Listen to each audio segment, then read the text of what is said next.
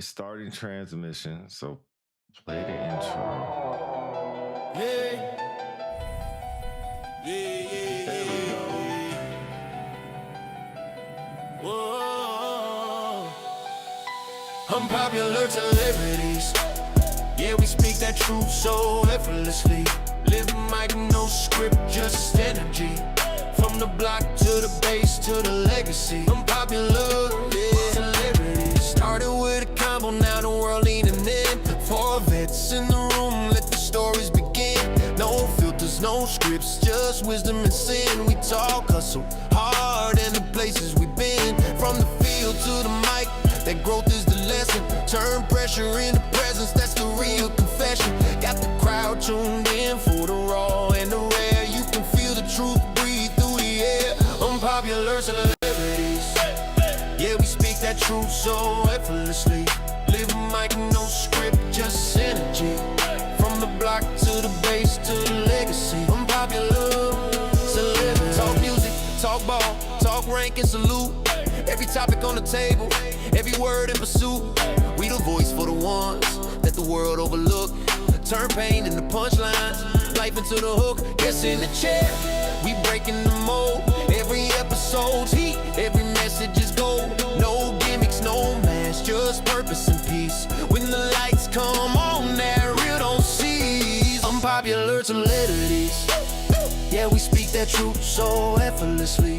Living like no script, just energy. From the block to the base to the legacy. Unpopular celebrity. We ain't chasing fame, we redefining the game. Give light to the name that the system can't tame. Got the people tuned in, cause they feel our lane. It's the voice of the real, not a chase for acclaim. Mic check, then the vibe start to settle for a host. One stage and the truth is the medal. So before that show start, let the beat breathe steady. When you hear the name, just know we ready. Oh yeah, when you hear the name, just know we ready. Unpopular celebrities. Yeah, we speak that truth so effortlessly.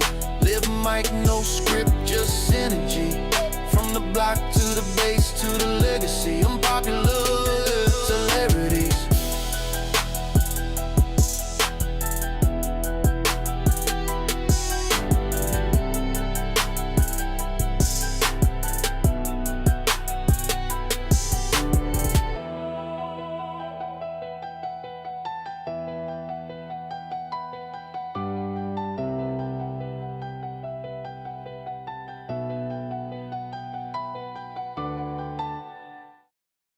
Yo, all right. I'm just gonna ask you: is it working on anything? Yeah, I I'm not. see we're live on YouTube, we're live on Facebook.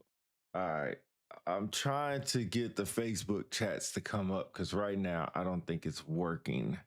I see you put test twice. Yeah, it's not working on my end over here. I mean, you can't see it. Correct. I can't put it up on the Screen. screen. If not, I mean, I can see it on both sides. I got it both open. I could put the YouTube ones up, but the other ones I can't. The Facebook ones I can't. I don't know why, but just have to work without it for today.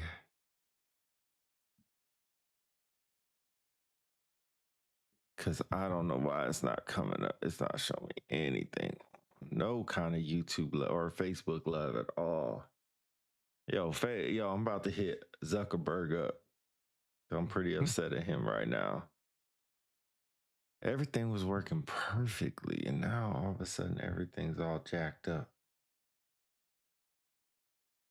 I'll let you kind of take it away as I'm trying to open this up and trying to figure this out for 10 minutes. All right. Good morning, everybody. Happy Sunday. For those who are listening and soon to join in, welcome to another edition of Unpopular Celebrities. I am one of four hosts. Yours truly, Peace Human Beings, is Philly DC once again in the building.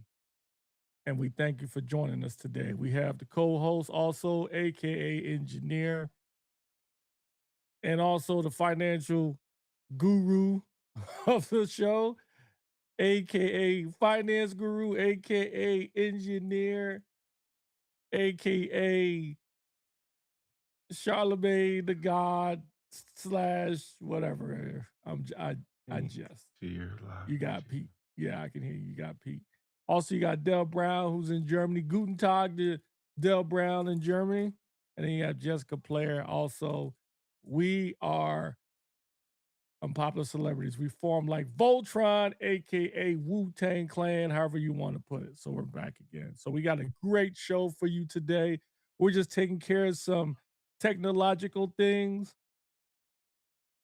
While we're doing that, I just want to remind you, if you are enjoying what you're listening to and what you've heard from our past work on YouTube, Facebook, Spotify, Apple Podcasts, please consider sharing, and subscribing, especially on YouTube. We would like to get not only in the algorithm, but also get to 500 subscribers. The road to 500 subscribers. And I'm going to tell you this. This is kind of like late breaking news. When we get to 500 subscribers, there will be a giveaway. Yours truly is going to have a giveaway. Not going to tell you what it is, but when we do 500 subscribers, I will do a giveaway. So, but we got to get to 500. Right now, we're just at 425, 430-ish, something like that. But 500 subscribers, I will do a giveaway for you guys. Now, as I said before, we got a great show ahead of you. Just to give you a light skim of what we're going to talk about. Various topics. If you caught the thumbnail, one of the main headline story is, I'm hitting the microphone. Is the WNBA. If you know, the WNBA and its players had a issue where they was about to go to a lockout over pay for the WNBA players, and they just not too long ago settled. But the question is, did the WNBA players get what they wanted, or did the owners ultimately win? So that's the headline story. Also, we will also talk about the MTI scandal. For those who may not know, there is unfortunately a recent scandal surrounding the Air Force over at 37th Training Wing, basic military training of a MTI instructor who allegedly, I repeat, allegedly slept with 3 recruits since 2024. So we will cover that. Also, we will cover an interesting story out of Ohio of a lady who was a worker at a company called TQL who asked for a work stay-at-home variance due to a medical condition, was denied, and unfortunately, well, let me backtrack. Well, I won't go into details of that. Let's just say she won the lawsuit, so now the company's got to pay her $2.2 million for not allowing her a work variance to stay home. Also, we will cover the latest message from the Secretary of War, Pete Hegseth, pertaining specifically to military members who were ejected or volunteered to leave the military because they didn't want to take the COVID vaccine. So there was an update to that law or that rule. So we will also cover that. And then also we will cover the couple of fun things that military folks say when working in the civilian sector. You may know it as you work in the civilian sector, you may use different jargon and terminology that civilians will say, what does that mean? And you have to explain it to them, or maybe you don't explain it to them because you think it's funny. So we will cover all that today. So sit back, relax. And as always, if you want to chime in, feel free to comment. Or if you're feeling froggy, ask to jump on the show, no problem. We'll do that too. So while Pete is still taking care of some technological stuff, unless you're ready, we can run into the first story. Yeah, we could go into. I'm still trying to take care of stuff, but it is what it is at this point. Okay, I mean, well, I'm I'll not spend sure. some time. While we do that, I'll take a quick couple of minutes to talk about my week. Share what we've been doing, what I've been doing. So real quick, so you may ask like what I've been up to. Thank you for asking. So I had just recently retired 1 March from the military. I am free, free falling. It has been interesting. It's been fun. It has been fun. And so real quick, so you may ask like what I've been up to. I can hear myself now. Thank you for asking. So I had just recently retired 1 March. Oh, that is me. Sorry. Go ahead. Oh, Go ahead. that was strange. Anyway, but yeah, as I was saying, done 1 March. I've been hanging out with my pup, going to school. Shout out to Glass Soldier, my internship as part of my master's social work degree. Been doing that. Sharma, what's going on? Yet another retiree. Welcome, Sharma. How are things for you? Drop in the comments how you've been doing with your retirement, especially yourself being a command chief as well. I saw an interesting story or post by Chief Master Sergeant retired Keith Castile. Shout out to KC. Mostly everybody in the Air Force Enterprise knows him. He's a pretty good dude, or shall I say Dr. Castile. Don't know which one he prefers, but anyway. Saw an interesting post from him talking about the struggles of transitioning, especially when you're used to being in a room where a lot of the things you say matter. You have the authority, you have the credibility. And then when you transition, Sharma says, life's amazing. You go, girl. Good stuff.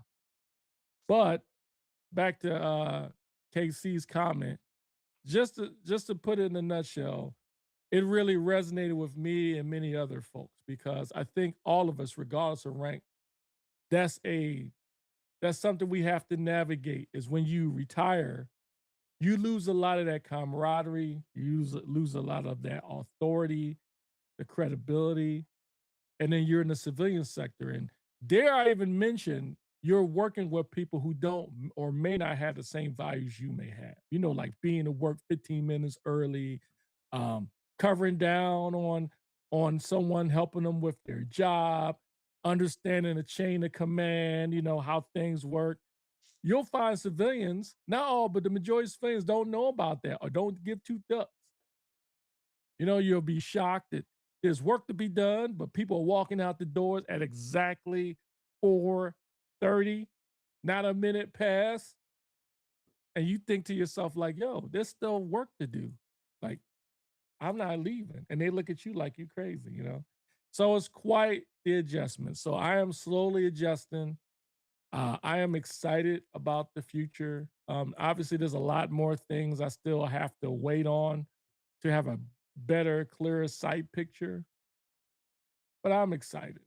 I'm excited, and for those who may ask, do I miss the military?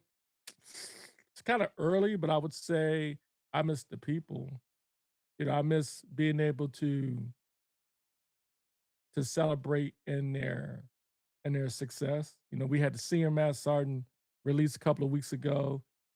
I sent my congratulatories and emails and text messages and such, but it's just different, It's different than, like Sharma, I know you can relate when you get the notification someone gets promoted, and especially somebody that you really think deserve it, and you get to, with your commander, go over there and recognize them.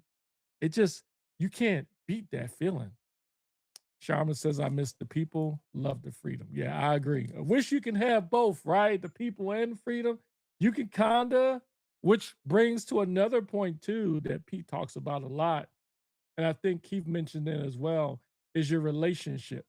You'll find, I found, once I retired, I found out which relationships really matter. Meaning, you're gonna find the people who really value who you are outside of your rank will still be around.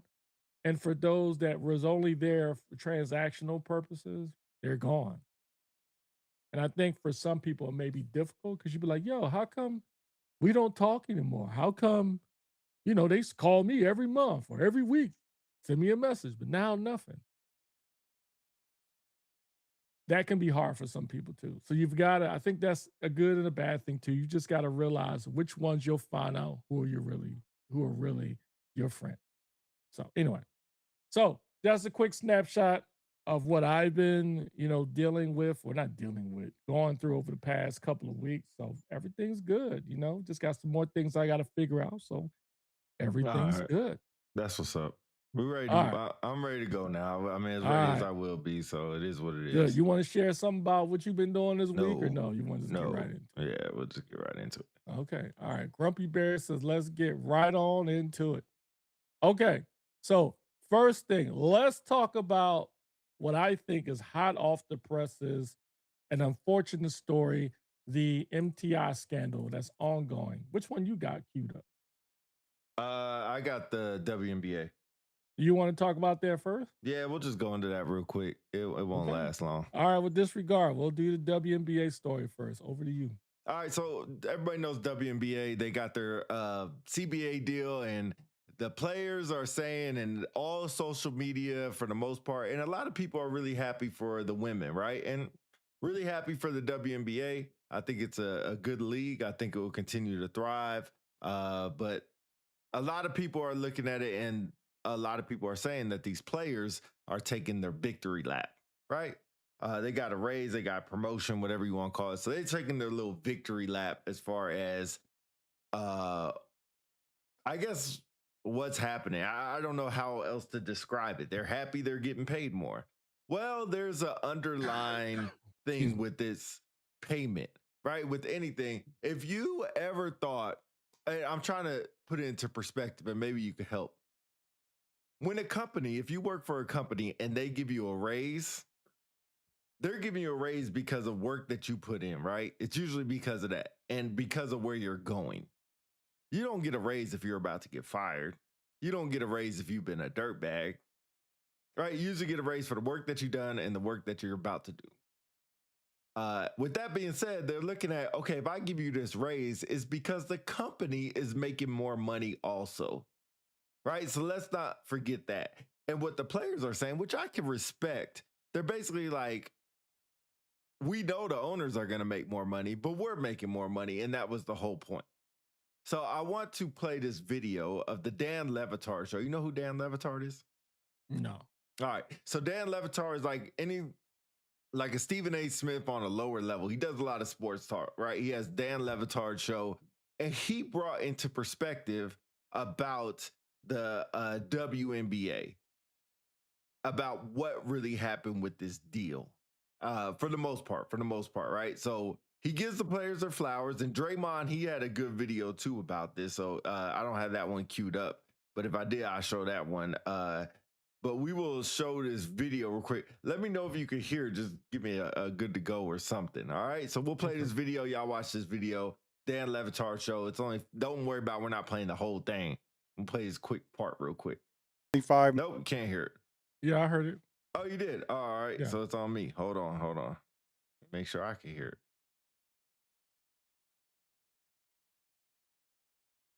All right, let's try it again. Salary was 66 grand and the supermax was 249,000. So when you say it that way, everyone could say the players win, except if you were watching the writers' strike and the future of AI and everything that was coming next, this does not account for how much money these people are going to be making in 3 years. Not the players, the owners, because of what, look at David Smile. He knows what just happened here. He knows the players are trying to set it up to look like a win, and they did get a bigger percentage, but they didn't get the percentage of value that this league is going to be worth in 3 years. Silver and the owners won here. Does that make sense? No, I think he said something about they don't get the value of what the league's going to be worth in a couple of years. Correct. So what they signed is not given the value to where the league is. So we'll continue to play this. I want to make sure, because that's a big point as we move forward. He's basically saying, yeah, they got this raise, but it's so minuscule on how the so most CBA deals go for 3 years, some are 4. This one is a 6-year deal. So it's like a car payment, right? When you have interest on 6 years, it's adding to the car, right? So if you have 10% interest on $1,000, every year you're paying 10% interest for 6 years. So it's going up and up and up and up. I'm not making sense to you, am I? I hear you. I'm just trying to understand. Like, what's All right, we'll keep playing the video. Maybe it'll make more sense. Let's keep playing this. And the biggest thing that I would have looked for was an earlier opt-out, because you see players get that in baseball where, hey, let me get the opt-out because that is always pro player. Because if you're worth more, you opt out. If you're worth less, you opt in, and then you're overpaid. An opt-out in a collective bargaining deal. Look what the NFL is doing with their opt-out of the media deals. They're going to CBS for an extra 50% over what they're owed contractually because of this opt-out 4 years from now.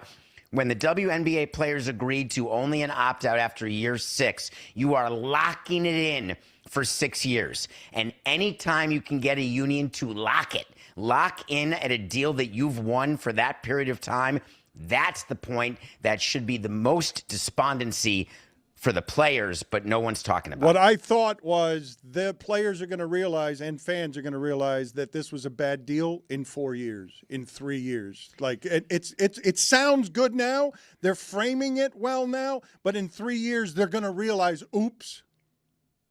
Yeah, if they Does that make sense? Yes and no. I still don't understand what the issue is. It's not an issue. It's saying that the players are feeling like they just made the deal of the century. They really didn't. I think deal of the century is probably a little exaggerated. I don't think, maybe by the way they're.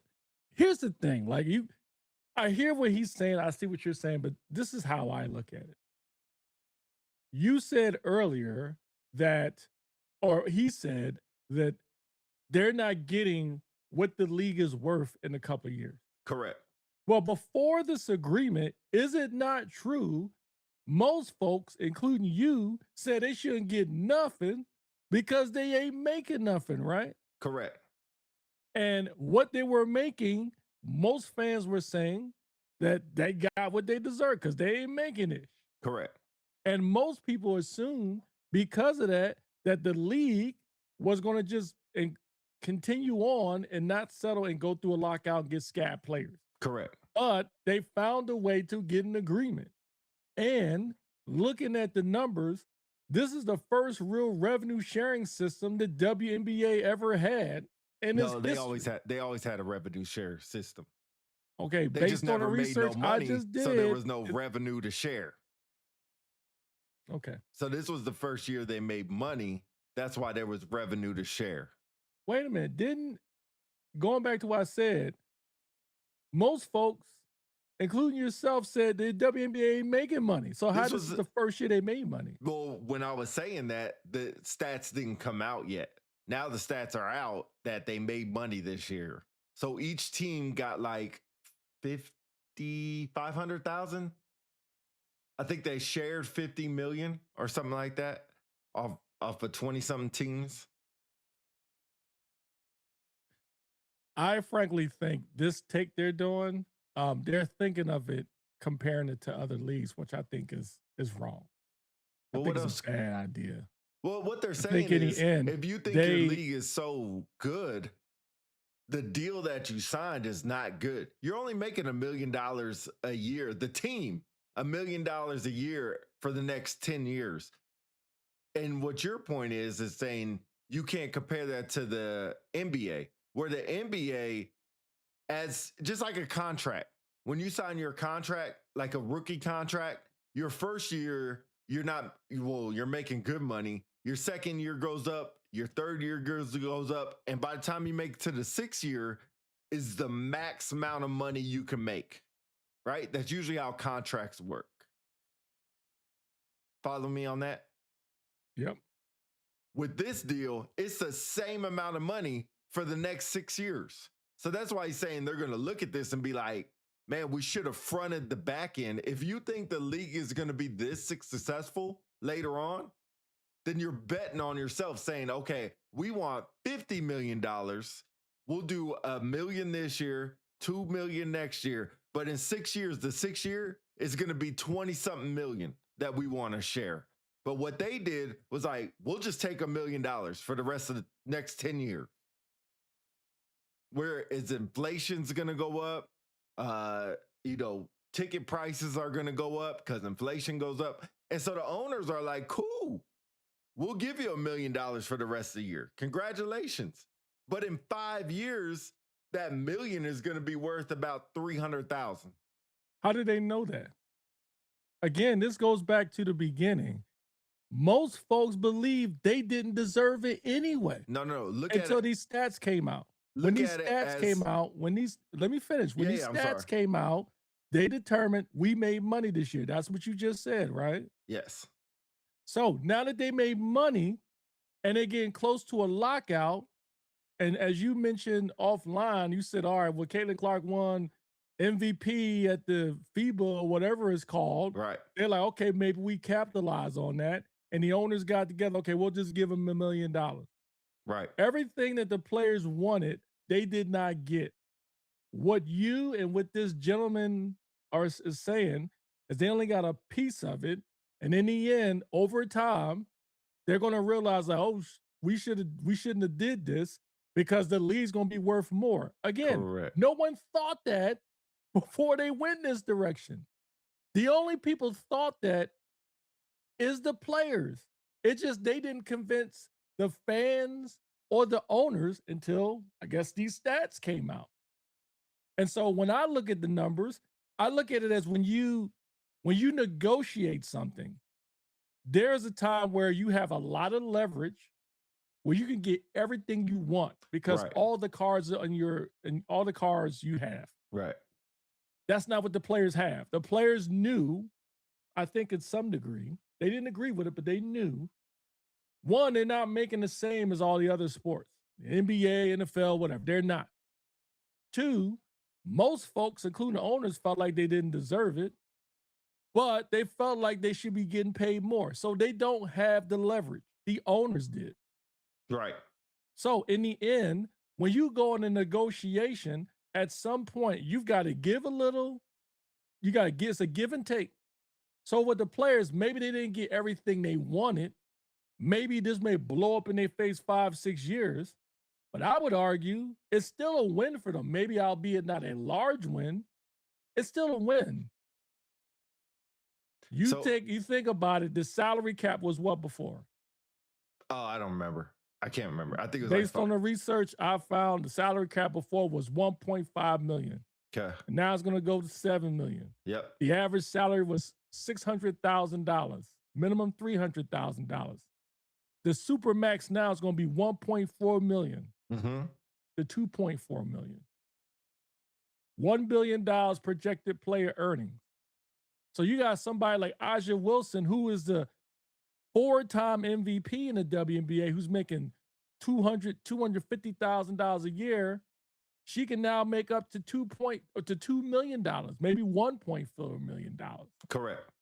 And so over time, that's what the players wanted, more money, and that's what they got. Now, I'm not saying you're wrong or this person is wrong. I just think when they think about it, like, oh shoot, they made a mistake. I don't see it in that case. What they're saying is that players are going around like this is a monumental deal, and this is a deal that has changed, a transcendent deal and everything like that.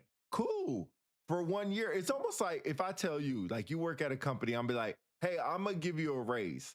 I'm going to give you another $10 raise, right? And you're like, cool. But then I'm going to say, but you're not getting another raise for the next 10 years.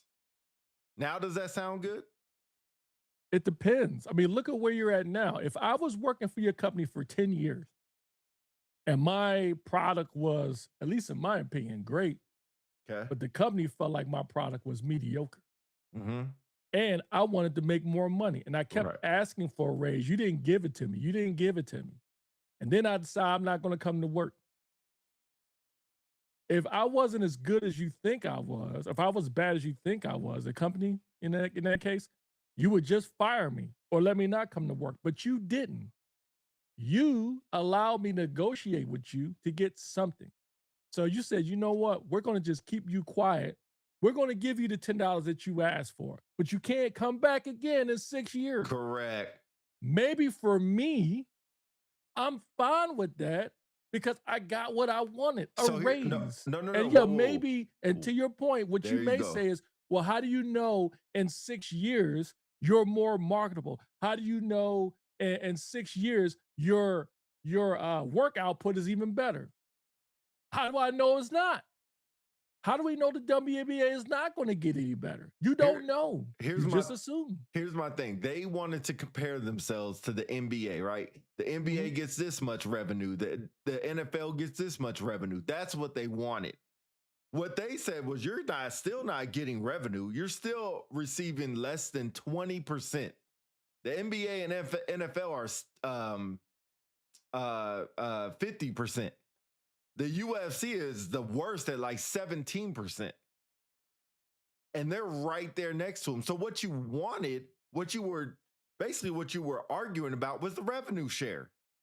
You still didn't get the revenue share. So like you said, the owners were like, almost like, don't look at this hand, look at this hand. And that's basically what they did. Because you remember this whole thing started over revenue share. That's what the whole thing started over. Which makes sense, because you're going to this is where the point of thinking about the long term, you're going to make money if your revenue shares higher off the revenue the league gets, because inflation and how much the league, you got to think how much the league was getting when they first started 20 years ago and how much they're getting now. We can even go back 10 years ago to how much they're getting now. It's a mass difference. So what the owners are saying was like, for the next 10 years, or 7 years, or 6 years, because they have an opt-out. For the next 6 years, this is all you're going to be getting. Boom. It can go up to 2-point-something million, but this is the max you're going to be getting. This is it. The revenue shares stay the same. So it don't matter if the league makes $10 billion next year. You're still only getting 17%. And you're saying that might be what I want. Cool.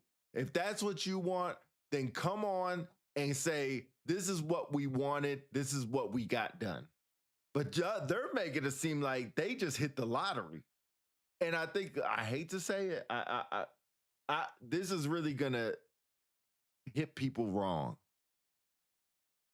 4 years from now, 5 years from now, the rookies are going to be pissed they did this deal.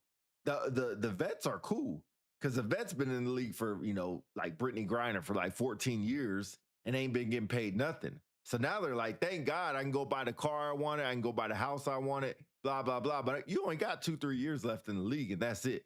What's also going to happen to the league is they only said there's only so many super maxes or only maximums that you can have on the team. So that's going to disperse the teams out. So the aces, who have a lot of good players, Jackie Young, Chelsea Gray, Cotton, Pow, you got Asia Wilson. They're not going to have that no more, because there's not enough money in the league to pay them. Kind of what the NBA does. NBA spreads out their stars. There's sometimes where you can have mass contracts, like the Warriors back in 2017 or the Heat way back in 2010. But most of the time, this is it. So it's going to really thin out the league, where you're only going to have one superstar in the league. So this is my prediction. Next year, the race for and this might be what the WNBA wanted, the race for the championship is going to be so thin. Whereas the what was your team your girl plays for?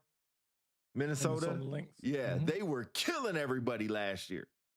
They only lost I think 9 games or something like this. Like, the disparity between them and everybody else was a far gap. They clinched the playoff way early. That's not going to happen no more.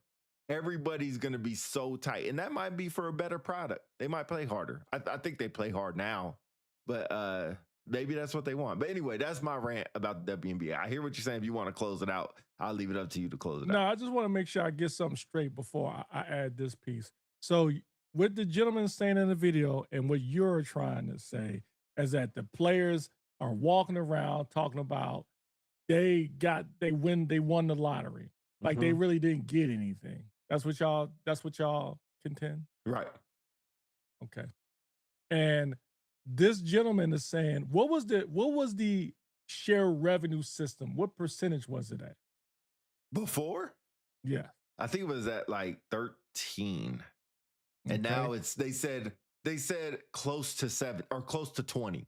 So nobody knows that that's 14. Nobody knows that 17. Nobody knows that 19 and a half. Nobody knows. That hasn't been published out. All right.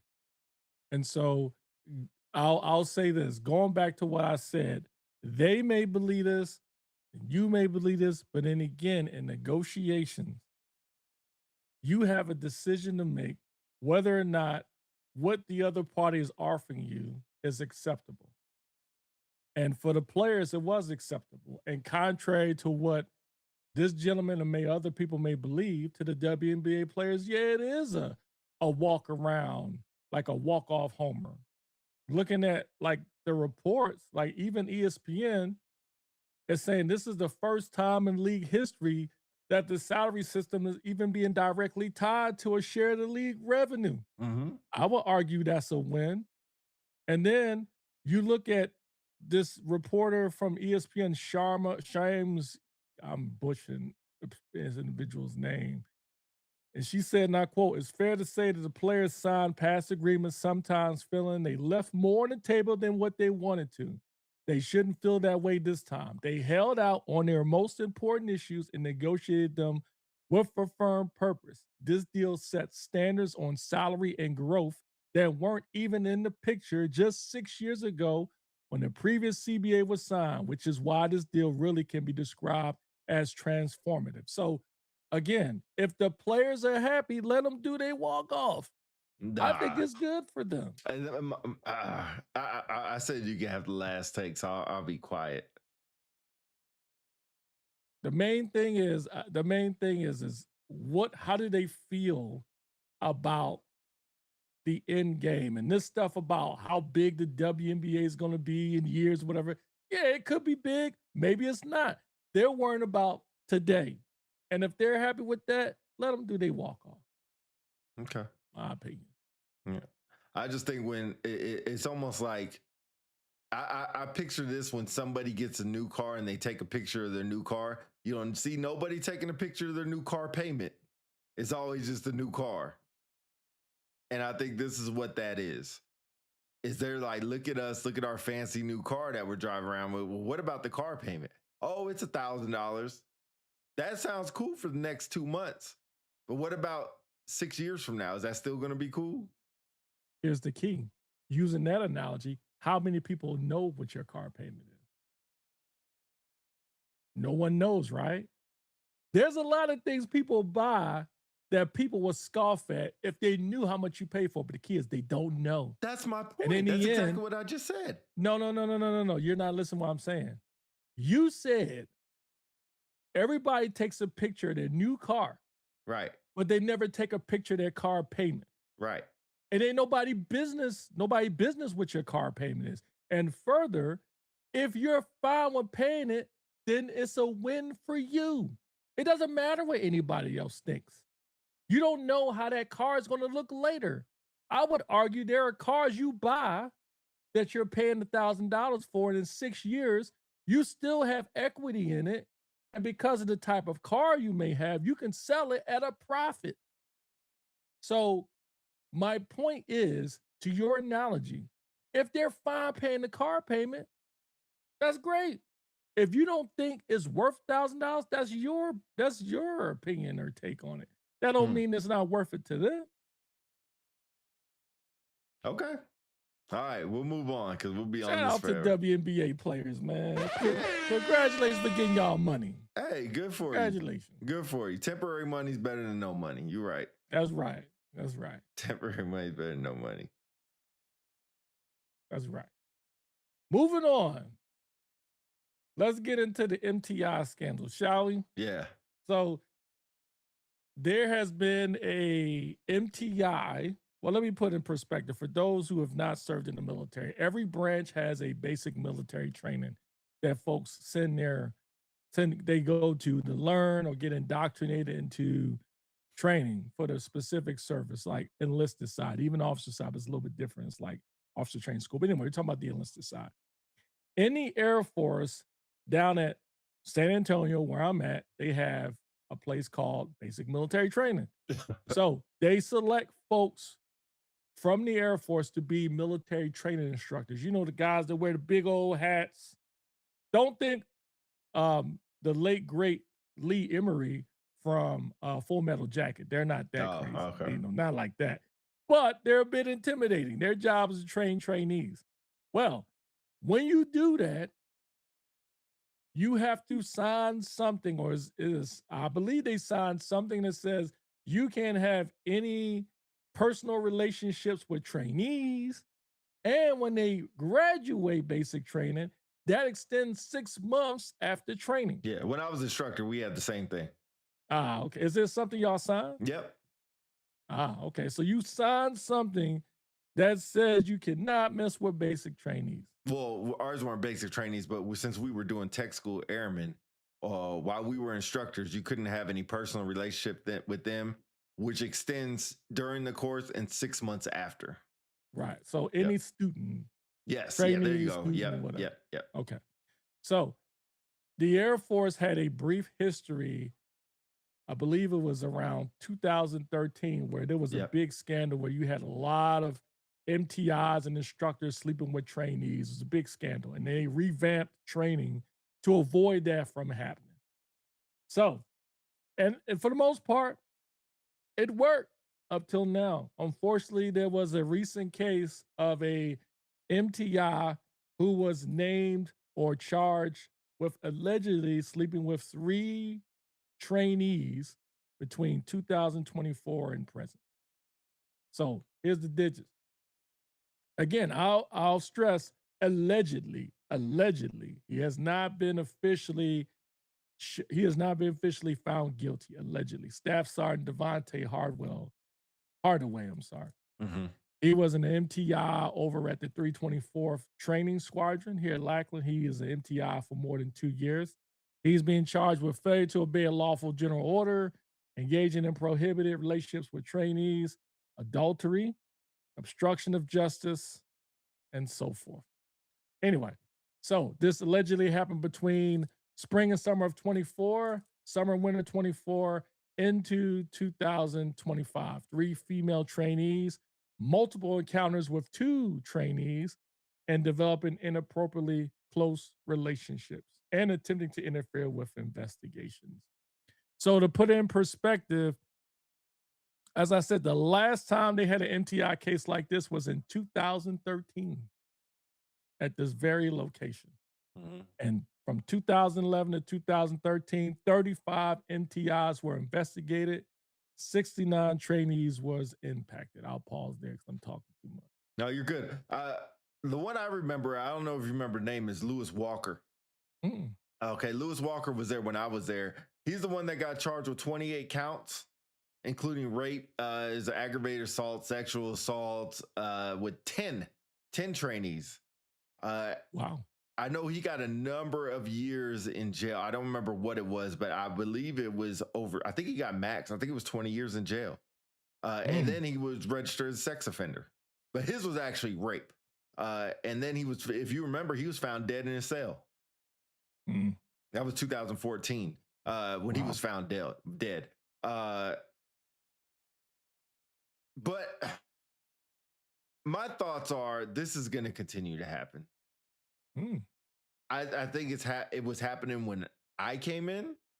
I'm not sure if you knew if it was happening when you came in. I had a sister flight. So that's how I know it was happening. No secret, but things were different back in 2003. And of course, people might be like, Pete, if you knew about it, why didn't you report? I didn't even know what to say.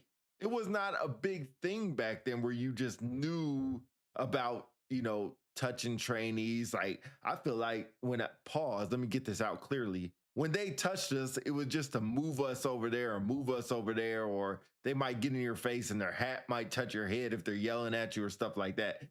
Nobody actually grabbed anybody or anything like that. But I have heard a lot of trainees or people that graduated came back and they said, oh yeah, I still talk to my TI. Or, oh yeah, we're friends on this, we're friends on that.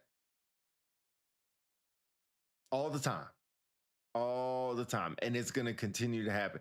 Here's the thing that people got to remember. When you're in a position of authority, it automatically makes you look 3 times better than what you are. Automatically. You can attest this as a chief. we can attest this as instructors. Automatically, you look 3 times better because you're in a position of authority, power. Some people can't handle that and let it go to their head. Same thing as being a dog handler. When we walk with a dog, some people think we look cute. They really think the dog looks cute, but we're just the person holding it. Nah, it's just the dog. Yeah. Could just be that. But all of a sudden, since we're the one holding it, we're the only ones they can talk to. They want to talk to us because we're dog handlers. I want to double back to. Wait, I'm sorry. I'm just going to say, it's just going to continue to happen. Go ahead, double back. Yeah. I want to double back to what you just said. You said you think it's going to continually happen. Yes. Now, in fairness, just because this is the only case since 2013 doesn't mean it's not happening. Correct. For some reason, this one came to light, which is interesting because one thing I didn't catch until when I read off the information about the story is adultery.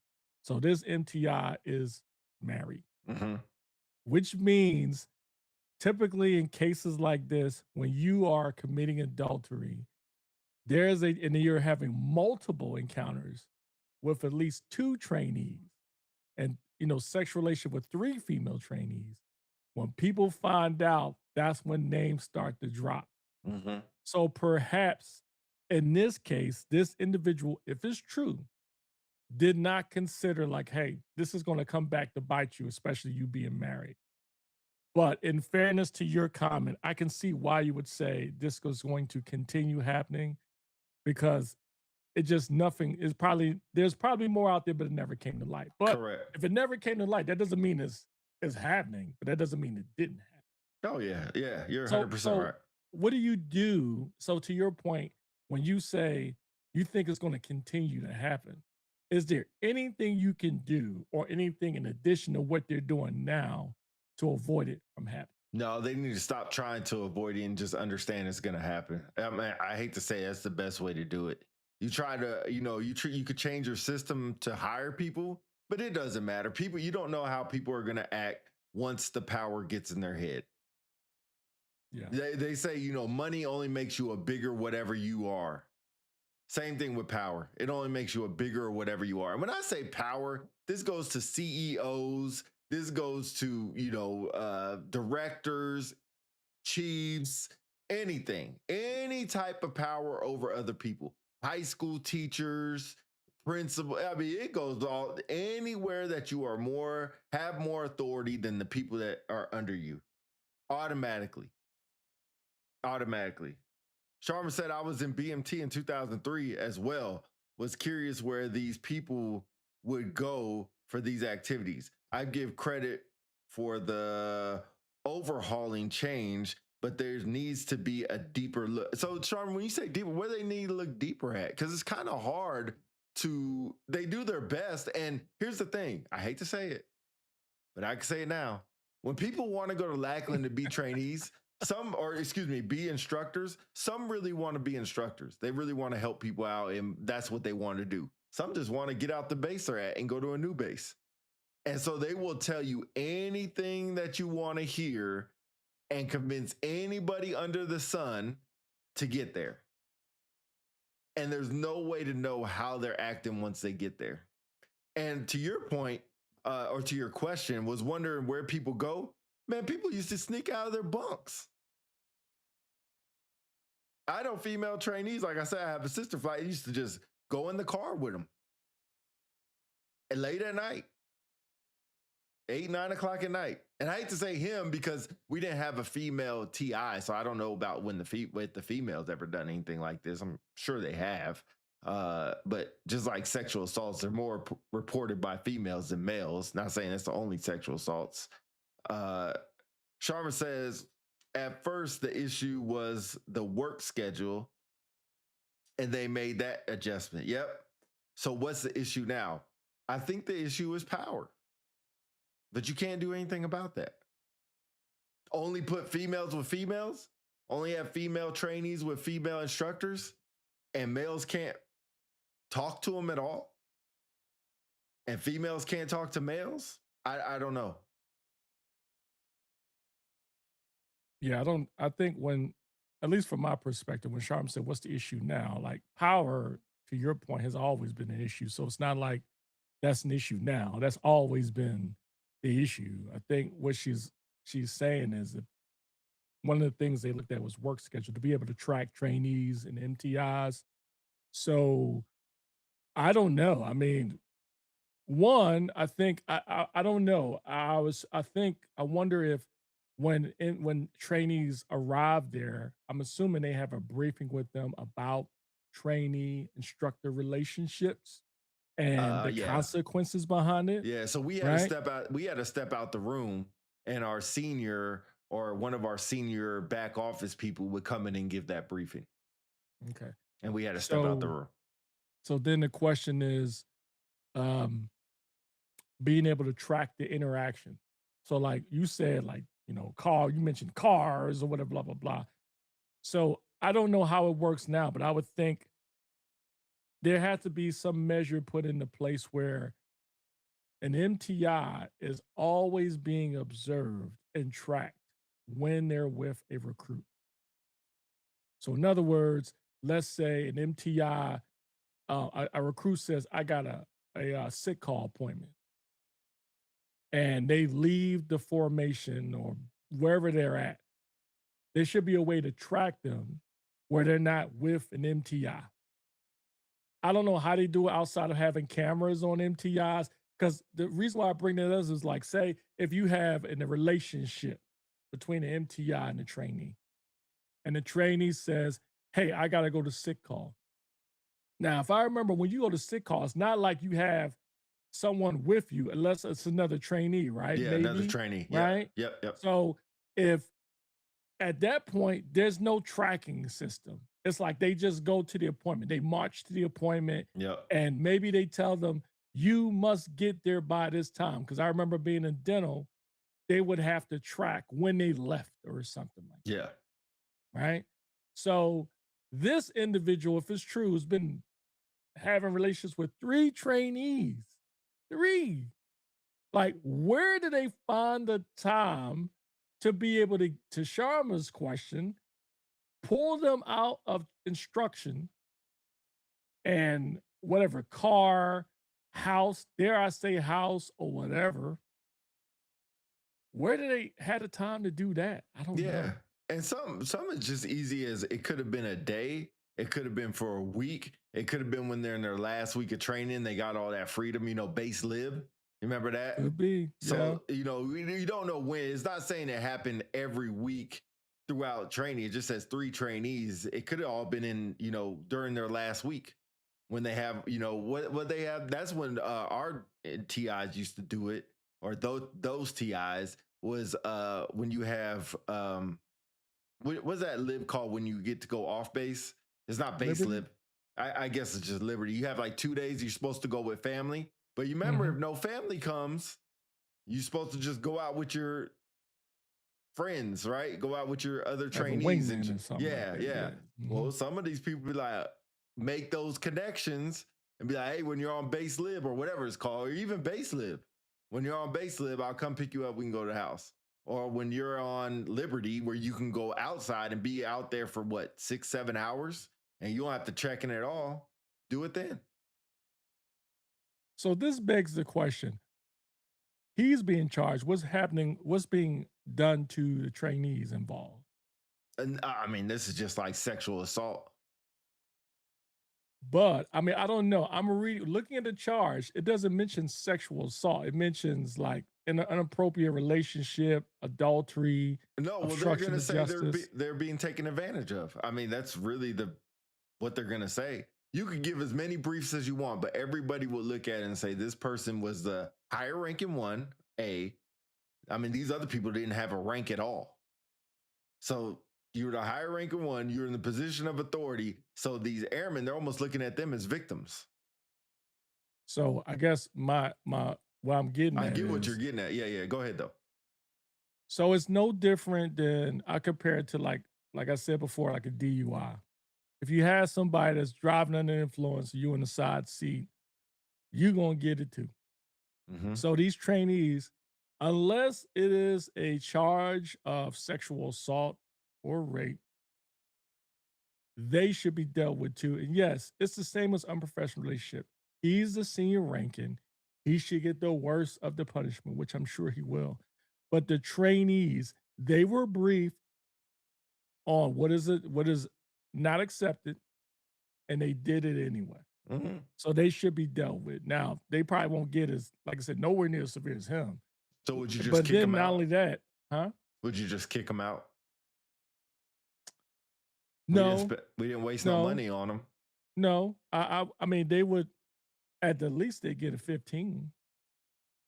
No, I They mean, would definitely, because it's a failure to obey order regulation. So if you're looking at the senior ranking getting the worst of it, I mean, he faces a charge of confinement for a year. I personally think, in my opinion, he should be confinement, bad conduct, discharge. Bottom line. There should be no, Sharma says, remember at one point they were working such long hours they slept at BMT. Yeah. No work-life balance, and it was speculated. This is what precipitated the unprofessional behavior. Great point, Sharma. Yeah. I think at some point, this is, again, that doesn't mean nothing has happened since 2013. For some reason, this one came to light. It's probably been happening, maybe, I don't know. But in this case, there needs to be an example made. If it's true and this dude is found guilty, he needs to be confinement, bad conduct, discharge, and pay some money. I don't mind The that. trainees involved, to me, in at least Article 15, maybe UIF control roster. And then it needs to be public. In other words, people need to know. Now, does that mean it will never happen again? No. But at least it's a step in the right direction. Maybe they already do it. I don't know. And remember this for everybody who's watching and going to watch later. If he's found guilty, right? Because right now he's innocent, right? So let's get that out there first and foremost. If he's found guilty. The question that I beg to you is, and then we'll move on subjects. If he's not guilty, what do you do with him? Good question. Very good question. That's the Before difficult part. I answer that, I was talking to my bride earlier. If this was a civilian court, how can you get him? You know what I mean? Like, if the charge is a sexual relationship, you would have to have evidence. Right. Unless, like, it's their word against his. So, one, just bear with me here. If you have a third party that's not involved with it and says, I know, I'm just saying, using your example, Sergeant Peterson. Don't use me as example. I want Thank people you. to get That's these wrong crazy. Sergeant Jones. Sergeant Jones slept with Airman Basic Robinson. I know it. Then they'd be like, where's your proof? Because he told me. That's not enough. Correct. I saw them. Okay, enough. you were a witness. You got pictures, video, some audio, whatever, right? And so it's pretty much their word against the accused. And the military is different. They gather all the information, and if it looks like a duck, sounds like a duck, moves like a duck, even though we don't have proof now, it didn't happen. So I think it's going to be very difficult for him to escape this one, especially the piece with the adultery. That's going to be difficult. Now, to your point, let's say if he's found not guilty, what do we do with him? I think he cannot be an instructor again. Because here's the thing, even if he's not guilty, what was it about his conduct got him even implicated in something like that? Yeah. You cannot be it's almost like if you are a flight chief and there is a charge of abuse of power. And let's say they do the investigation, they say, you didn't abuse your power for doing blah, blah, blah. But if they have any indication that is something you did that kind of drove this, they can remove you just for that. And they may say, out of protection for you, we're going to remove you and go through some remedial training. He could never be an instructor again. Right. Okay. Yeah. This is interesting. And I'll say this, and if you want, we can move on. I think the reason why this is big is because remember when the Secretary of War got in the seat, he's like, oh, we're going to change basic military training. We want it to be more, all this flowery stuff is gone. War fighting. And then this happens. This is not good. Yeah. And shout out to the commander over the 37. I won't mention his name. He's a stand-up dude. The dude, I know him for a long time, especially his beautiful bride. One thing I know him and his command chief, Chief Vaden, does not tolerate is this type of behavior. And I know if it's true, if he's found guilty, they're going to deal with him. Mhm. So this is not an indictment on their leadership. They're phenomenal. One of the best leaders I've ever met in my career. So it's not them. He's going to handle business. All right. Yep. All right, moving on. Speaking of the Secretary of War, let's talk about the recent announcement from the Secretary of War concerning folks who were discharged during the COVID vaccine mandates. Previously, he said if you were a person that was discharged because you didn't want to take the COVID vaccine and you wanted to come back, they would welcome you back in open arms. But you have to have a 4-year service commitment. Well, now he's changed it and he's lowered it to 2 years. So, and the deadline was extended to April 2027. So what does this mean? If you're one of the ones that refuse to take the COVID vaccine. Today in this video, as we said. Sorry, I got it queued up if you want to listen to it. Lord have mercy. Okay, Sorry I about say, that. what is this? The government after get me. Anyway, I'll let you play the video. All right, let's play the video real quick. Let me get this up and running. Oh no, you can see exactly what we're doing right now. Want to see that? There you go. All right, let me give you access to it. Bing. Bang.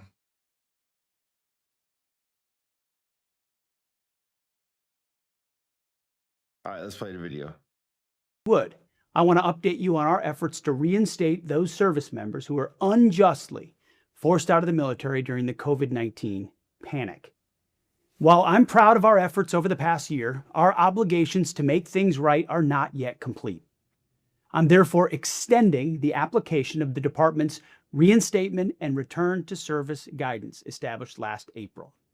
The revised guidance will now apply to former service members, our warriors of conscience, who wish to return to service through April 1st of 2027. So we're extending this to make sure anybody that wants to take advantage of it has additional time to take advantage of it. Maybe you were waiting to see whether we meant it or not.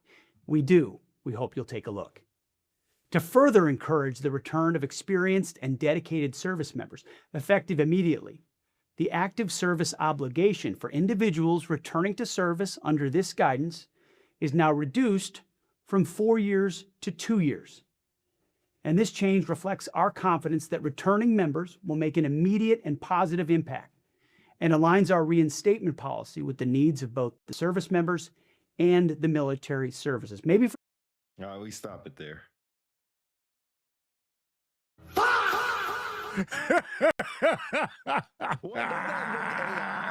Does this not look AI to you? Huh? Does this not look AI to you? This almost doesn't look real to me. Oh. Well, I mean, I looked up the story on multiple media platforms. It's true. It's true, but I'd say when you look at the background, this Yeah. looks AI. All right, go ahead. Yeah. What's your thought? Yeah. I laugh. He needs some milk. Yo, like, there's a lot of things to say based on what we just listened to. Let's just, instead of me going on a tangent, let's first talk about this specific topic. So, you're saying, Secretary of War is saying, if you were a person that was discharged, because they call it, I love when he said, warriors of conscience. Now he's like, yo, when you come back, you ain't gotta do 4 years, you just gotta do 2 years. And we're gonna extend it. So I did some research. So only 600 airmen are reviewed. This is part of 8,000 across DOD that was affected. Okay. So there's some people considering it or have considered it. The question I have for you is, why would he do this? I think, did you read Dell's comment? Oh, no. Let me read it real quick. Is it on YouTube? Oh, I see it. Yeah, you can go ahead and read it. I'm sorry. Somebody said, this is a call for volunteers to come back before getting voluntold to come back. I don't know if this is going as far as a draft is going to happen, but that's kind of what it is. And like you said, the extension is what is funny. Like first it was only 4 years, or it's 4 years. Now it's 2 years. Hey, you only got to come back for a couple of years. Try it out. It's almost like leasing a car. Try it out. See if you still like it. You know, you back out. Like that's what it's like. And I wonder if it's only for specific AFSCs or just your AFSC that you left in. But I don't know. Whatever. Do what you can. Do what you can. Do what you can. I mean, bruh. Like, he said, I don't know. Whatever. Hey, do what you can. If you need to get people in, man, do what you can. Do what you can. Hey, support the fight. And if you're one of those people that got... Oh, go ahead. No, I was going to say, Sharma said, extension plus reduction in active duty service commitment equals lack of interest in those discharged desire to return.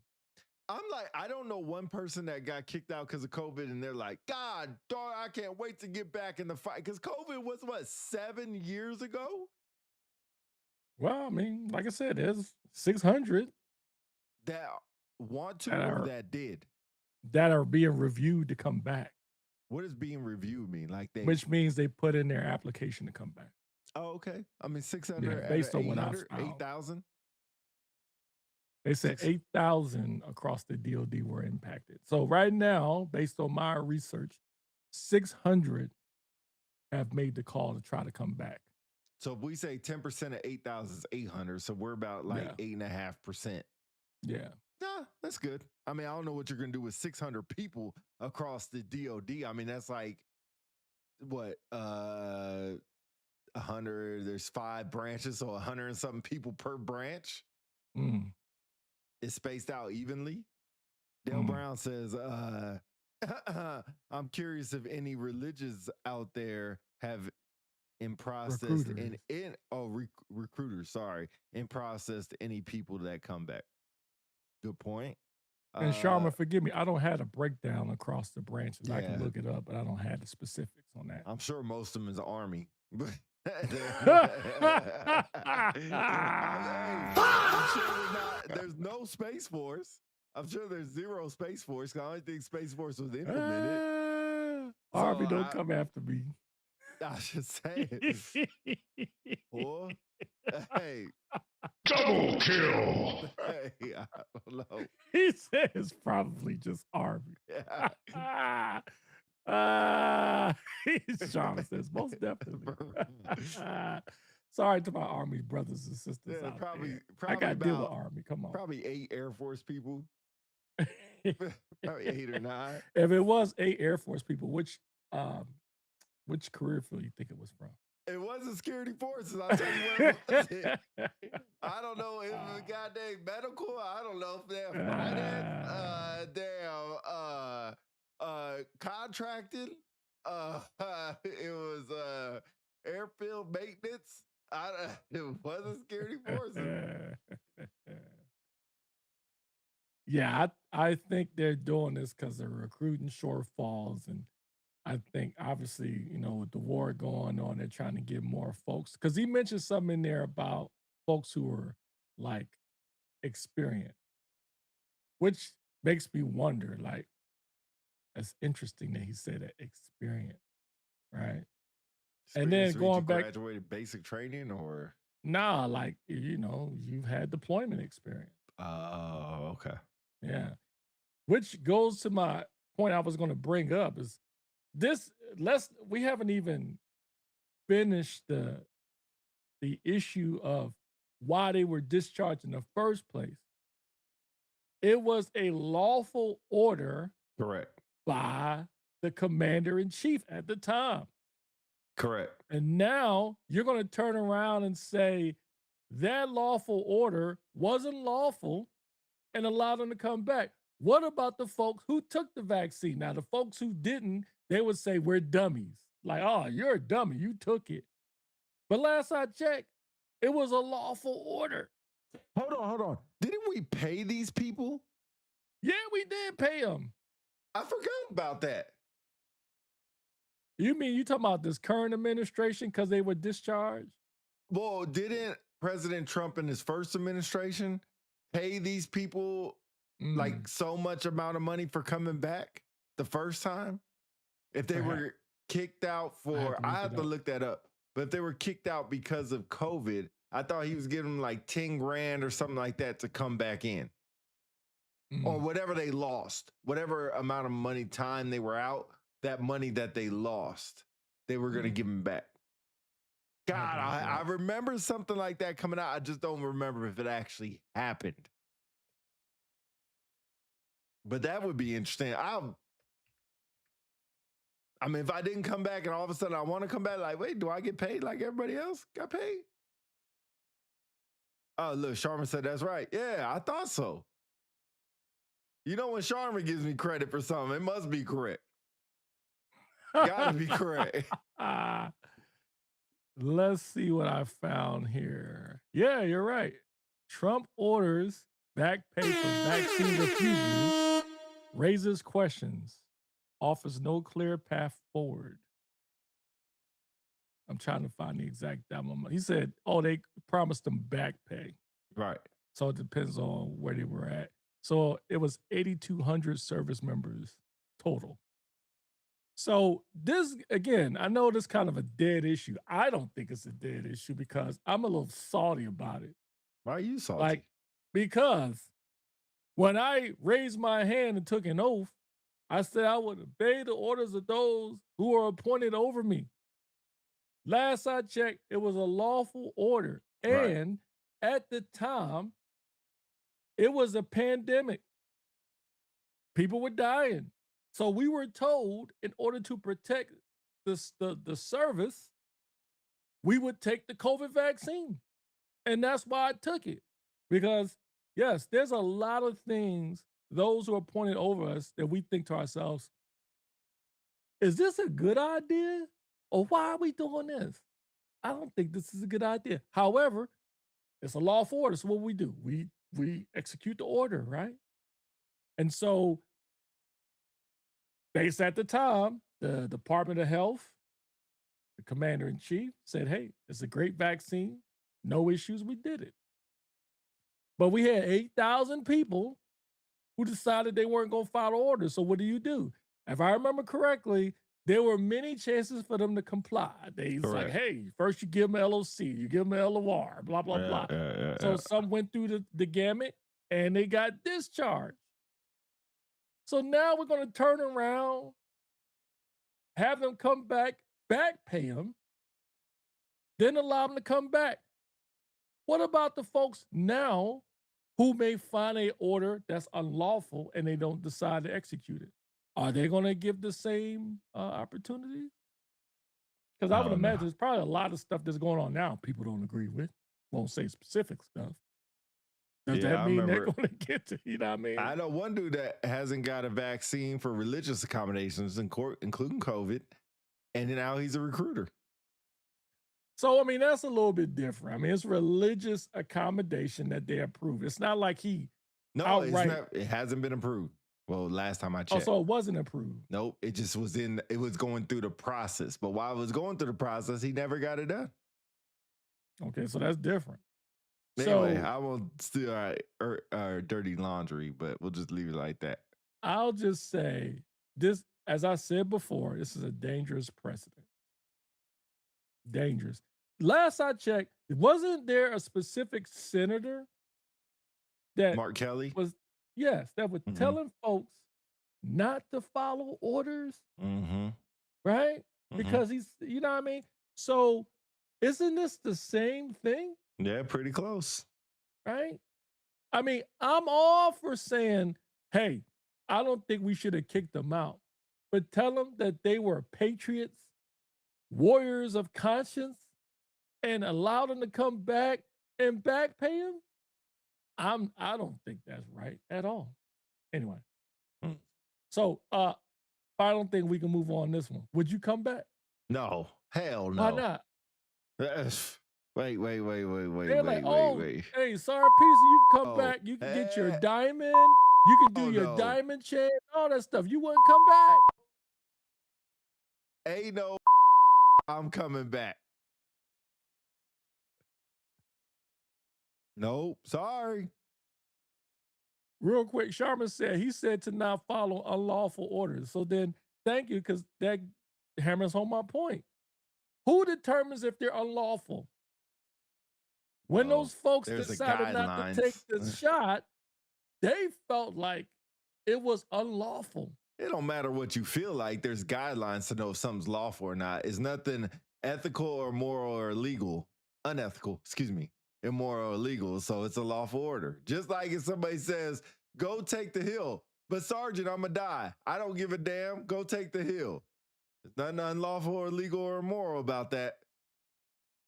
I don't disagree with you. The point I'm trying to make is these folks that refuse to take the vaccine, their argument wasn't it was an unlawful order.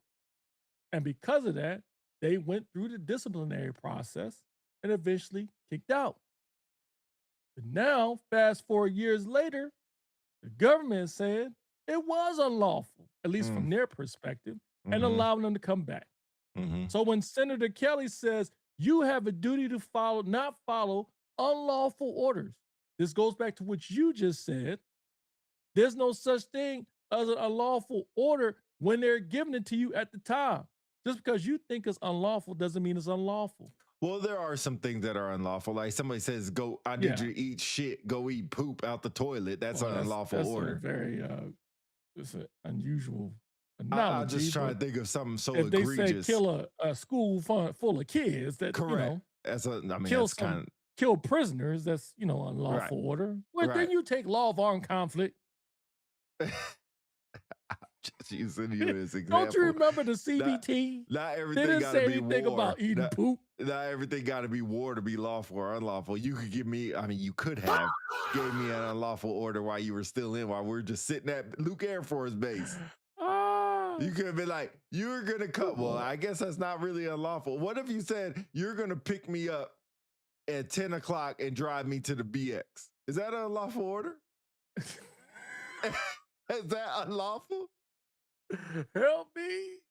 Is that unlawful? I guess what I'm thinking is hilarious. I just asked the question. I'm just saying. Out of all the examples, you said eat poop.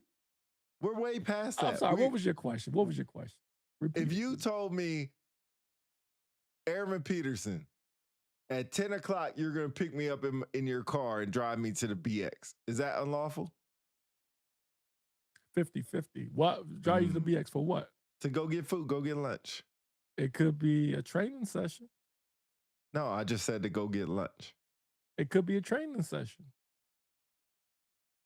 I mean, what if he's teaching the airmen how to be on time or to drive? I'm just saying. This is why TIs are in that scandal. This is why TIs are in that scandal.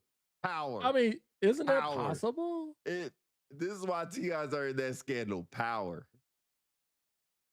I'm just geeking off the fact you eat poop. That's I'm just using an example.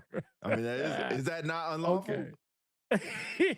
What if it determined to have certain properties to save your life in combat? I didn't say all that. No, I'm just saying that's it. You said eat poop, right? And then you're changing the parameters.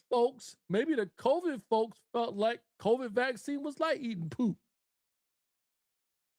My point is that there are specific things that says that is considered unlawful, but it can't cover everything. which leads, and then also, if I remember correctly, in the law of armed conflict, it does say that if you feel that is unlawful, what do? You go up your chain of command, you talk to the IG or whatever, right? So this is the same case. Davis P9624 from YouTube. What's up, brother? Alexa, play Power by Kanye West. I actually like that song. Thanks for the comment, brother. No, Alexa. Y'all messing with my Alexa over here. Yo, you know what? You know what's funny? Now that he just said that. Now it's playing on my side. Alexa, stop. Thanks a lot, David P96. Screen for the haters. Have a nice read to it. I guess every civil. What did he say? Something about one man with all this power. You asking me? Yeah, I was looking it up because he said, what happens when one man has all this power? I'm trying to find him with the light-skinned girls and the white man. Say goodbye to Cole. I see you more than. No one man should have all this power. This clock's ticking. I just count the hours. Stop tripping. I'm tripping off the power. Till then, F it. The world's ours. That's a great example of power. Great example. Okay. All right. Moving on.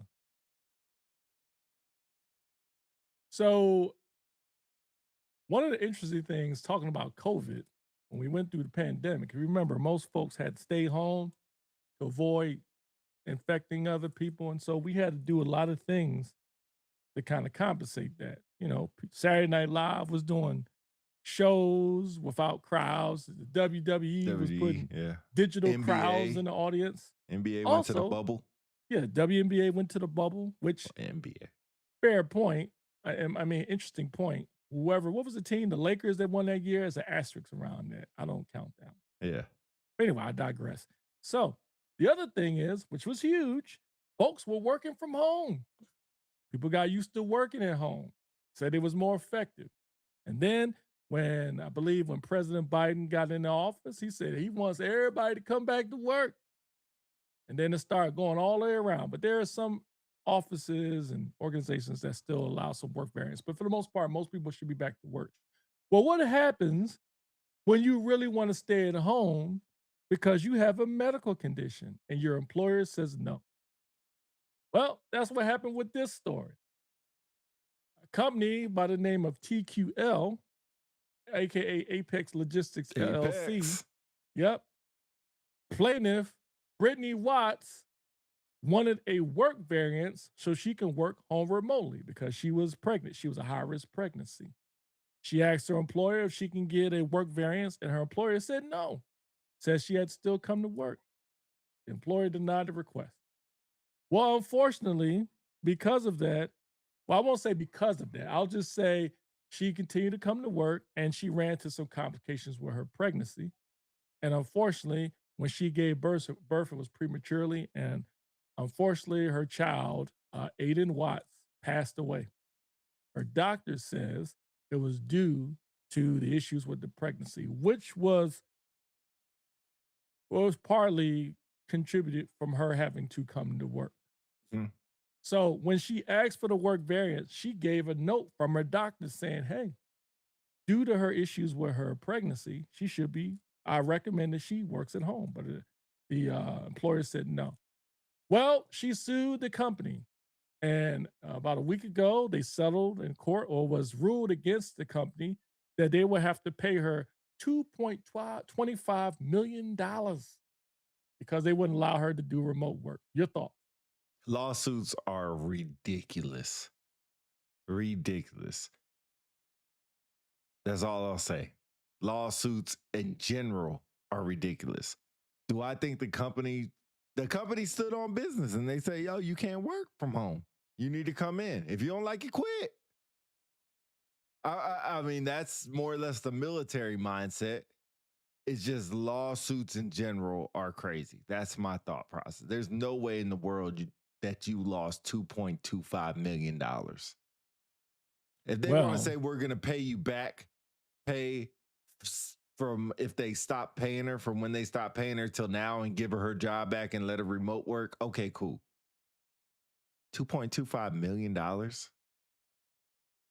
Well, in fairness, the $2.25 million probably because she lost her child. There's not enough money in the world to replace that. But it helps, right? That's the bad. I mean, how do you put a dollar amount? How do you put a dollar amount? Well, let me ask you this. Let me just ask you this. So you're saying that since she won, they should only pay her back pay. That's it. Like the child shouldn't even be factored in? The pain and suffering? Is that what it's considered? Yeah. And they're saying because and wrongful death. Because that she was stressed out is the reason that is there any way she was not going to have this baby or was going to have this baby if she was allowed to remote work? 100% chance. I don't follow. Forgive me. So the baby died because she couldn't remote work. That contributed to it, yes. So 100% chance if she was allowed to remote work, the baby would have still been alive. Well, I can't say 100%. And that's my thing. It's like, I can't say this contributed to that.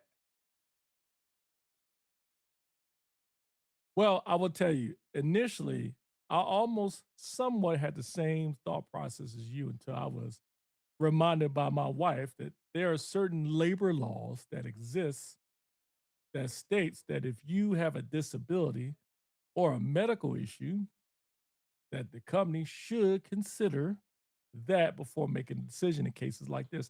I don't know what the remote policy was at that organization, but I think the key is that when they presented the case, they felt like this doctor's note that was given to the organization, they didn't consider it.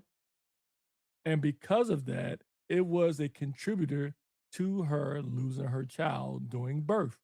And if she was at home, she would have had the right amount of support she needed to help ensure the successful birth of her child. Yeah, I think I look at this two ways. Sharma just said they should pay, period, a temporary work accommodation, ? Does sound like she had a work where it wasn't conducive for her to work from home or work from her to work from home. Yeah. That's what it sounds like to me.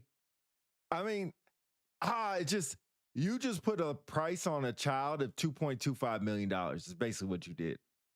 And the loss of how much ever you were getting paid. If it was for like 3 years that she wasn't getting paid, okay, I could see that. But you just became a multimillionaire overnight.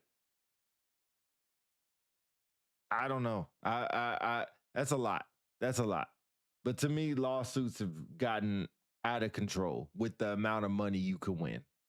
I think they always been out of control, but they try to factor one thing that leads to another, and those two things just never make sense to me. And Sharma said, but she lost a child. My point, I get exactly. it. You can't say because she remote work that is the sole reason that she lost a child. You could say it could have been a factor, but God dog, you could say because you had the AC pumping in your house was a factor. You could say because the clothes you were wearing was a factor. I mean, you could, with that logic, anything could be a fact. Usually there's no one thing, and I'm not a woman, I never had a child, why you lost a child. And there's no way any doctor can prove because you weren't allowed to go to work. Zero way. Or because you had to go to work. Unless the work that you were doing was so labor intensive that it caused that child to die because you were lifting heavy things or stuff like that. Then I get it. But that wasn't said in this case. Never said what she did. If you were just at a sit-home desk job, or not sit home, but sit desk job. Now, if she had to lift heavy things, walk a lot,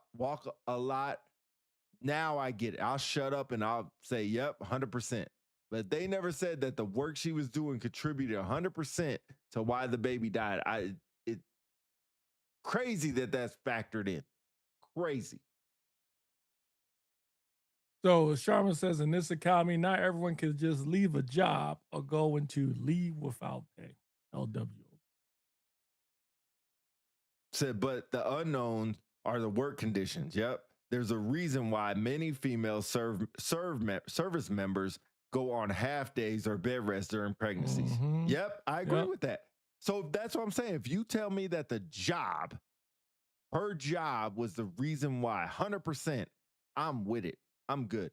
But if you can't say that, then it's almost like you could say anything. Oh, I didn't get the amount of sleep I needed because you didn't let me work from home. Oh, I had to drive extra, so you didn't let me work from home. It could be freaking anything. It says she had a doctor's note, Pete. Yeah, I get the doctor's note. I do. I understand the doctor's note. But I don't know if it's like in the military, doctor's just a recommendation. I don't know. I think one thing I think you should consider is, yes, there's no way to determine if because she didn't get to go and do remote work that it contributed to the unfortunate death of her child.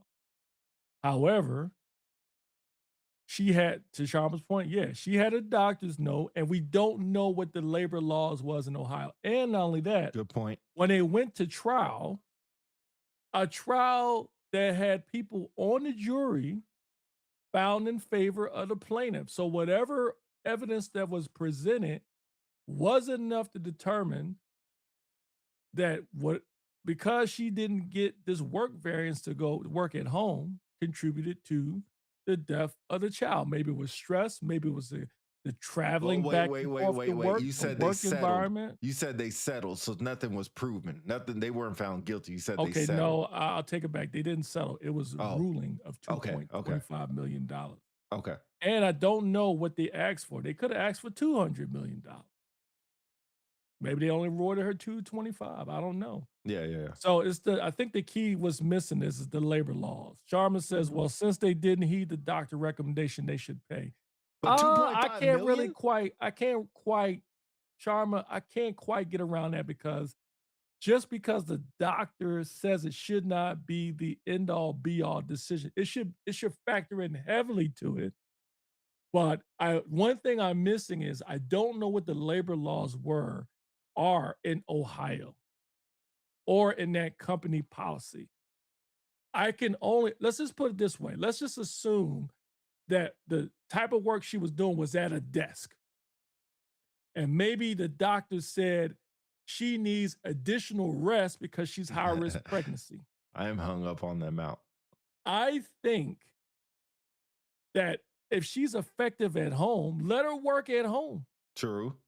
I don't see what the issue is. It's one thing if, like case in point, let's say if you work in a vault or, classified area and you have to have access to classified material, you can't work at home. True. You can't take that stuff at home.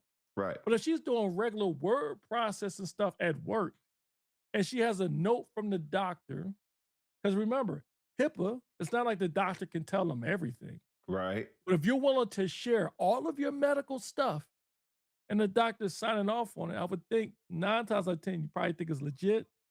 What's the harm in meeting her halfway and says, okay, fine. During your pregnancy, you can have remote work. And then we would discuss you coming back. But sound like they didn't even do that. Yeah. And but I do agree, $2.25 million is a lot of money. And that's why I'm hung up on the amount. And I also say this is a pretty well-known company. It's not like it's Amazon or Google, right? Because then it would probably been like $25 million. But anyway, I figured they dealt with this before. I wouldn't think this is the very first time. I could be wrong, but this is the very first time they ever dealt with this. I'm pretty sure the HR knows the labor laws. Now, in this instance, they were wrong. Regardless if they settled, regardless if they were found guilty, something happened where they were wrong. Maybe it's just the people that were on the jury or the judge, if it wasn't a jury trial, the judge who looked at it, the case they presented. But $2.25 million, yeah, I'm really hung up on that. I'm cool with them back paying her and giving her a job back if she was fired. I'm cool with that. $2.25 million is effing ridiculous. Yeah, I mean, it's not ridiculous from the person in McDonald's a long time ago who spilled the coffee on him and got like $15 million. It's ridiculous. Yeah, that is ridiculous. Them lawsuits are, that those is are ridiculous. lawsuits are ridiculous. Yeah. And that's why you see these lawsuits where they ask for $500 million, ridiculous amount of stuff. Ridiculous. I'm like, I'm cool with certain things that happen that you want to be a millionaire overnight and you never want to work again. I'm cool with that. Yeah. This one doesn't seem like it fits it for me. Sharma says, as someone who's birthed children, the workplace can cause undue stress and impact a pregnancy. They could have done a better job in attempting to accommodate the request. They were wrong, and the outcome was loss of life. They should have to pay more. And she also says, I wouldn't want to work there after the fact. That's a great point. I wouldn't want to work there. The second one's a great point. The first one, I kind of disagree with the last thing she said, saying that they were wrong and the outcome was a loss of life. If they can prove to me 100% this was the only factor that contributed to that. But I would argue contributed to it still is just as bad. There's no way of saying, I mean, my thing is if you're saying they need to show, and correct me if I'm wrong, you're saying, make you sound like you're saying 100% from them making that decision caused death of her child. There's no way of knowing it outside of, like you said, if she carried a box and she went into labor, right? But you can't say 100% that because if they would have, let me get my thoughts together. Either way you look at it, you can't say 100% one way, you can't say 100% the other way. I'm good with that, but I'm also not paying $2.25 million because of that. Oh, I don't know. I don't know how they care for 2.2. That's where it's like, if I break my leg and we work at, I'm a security guard, and the job of a security guard is standing up, and I come to you as my employer and says, hey, DC, I can't stand up, man. I broke my leg. Here's my doctor note. And you'd be like, nope, you're going to stand up anyways. And then a blood clot happens and I lose my leg. Okay, that makes sense. That's 100% factor. Because you made me come to work, because you made me stand up, I developed a blood clot when I had a broken leg. Makes sense. My friend, I think that's similar, though. Let me tell you, this one, there's no way to prove that the loss of life was because you worked, unless, and we don't know this, the child, like if you were around radiation or something like that, okay, that makes sense. You could probably say 90%, maybe 80% was the cause. Unless you did the autopsy on the unborn baby, depending on how many weeks it was. Like, this is crazy. $2.25 million. $2.25 million. Yeah,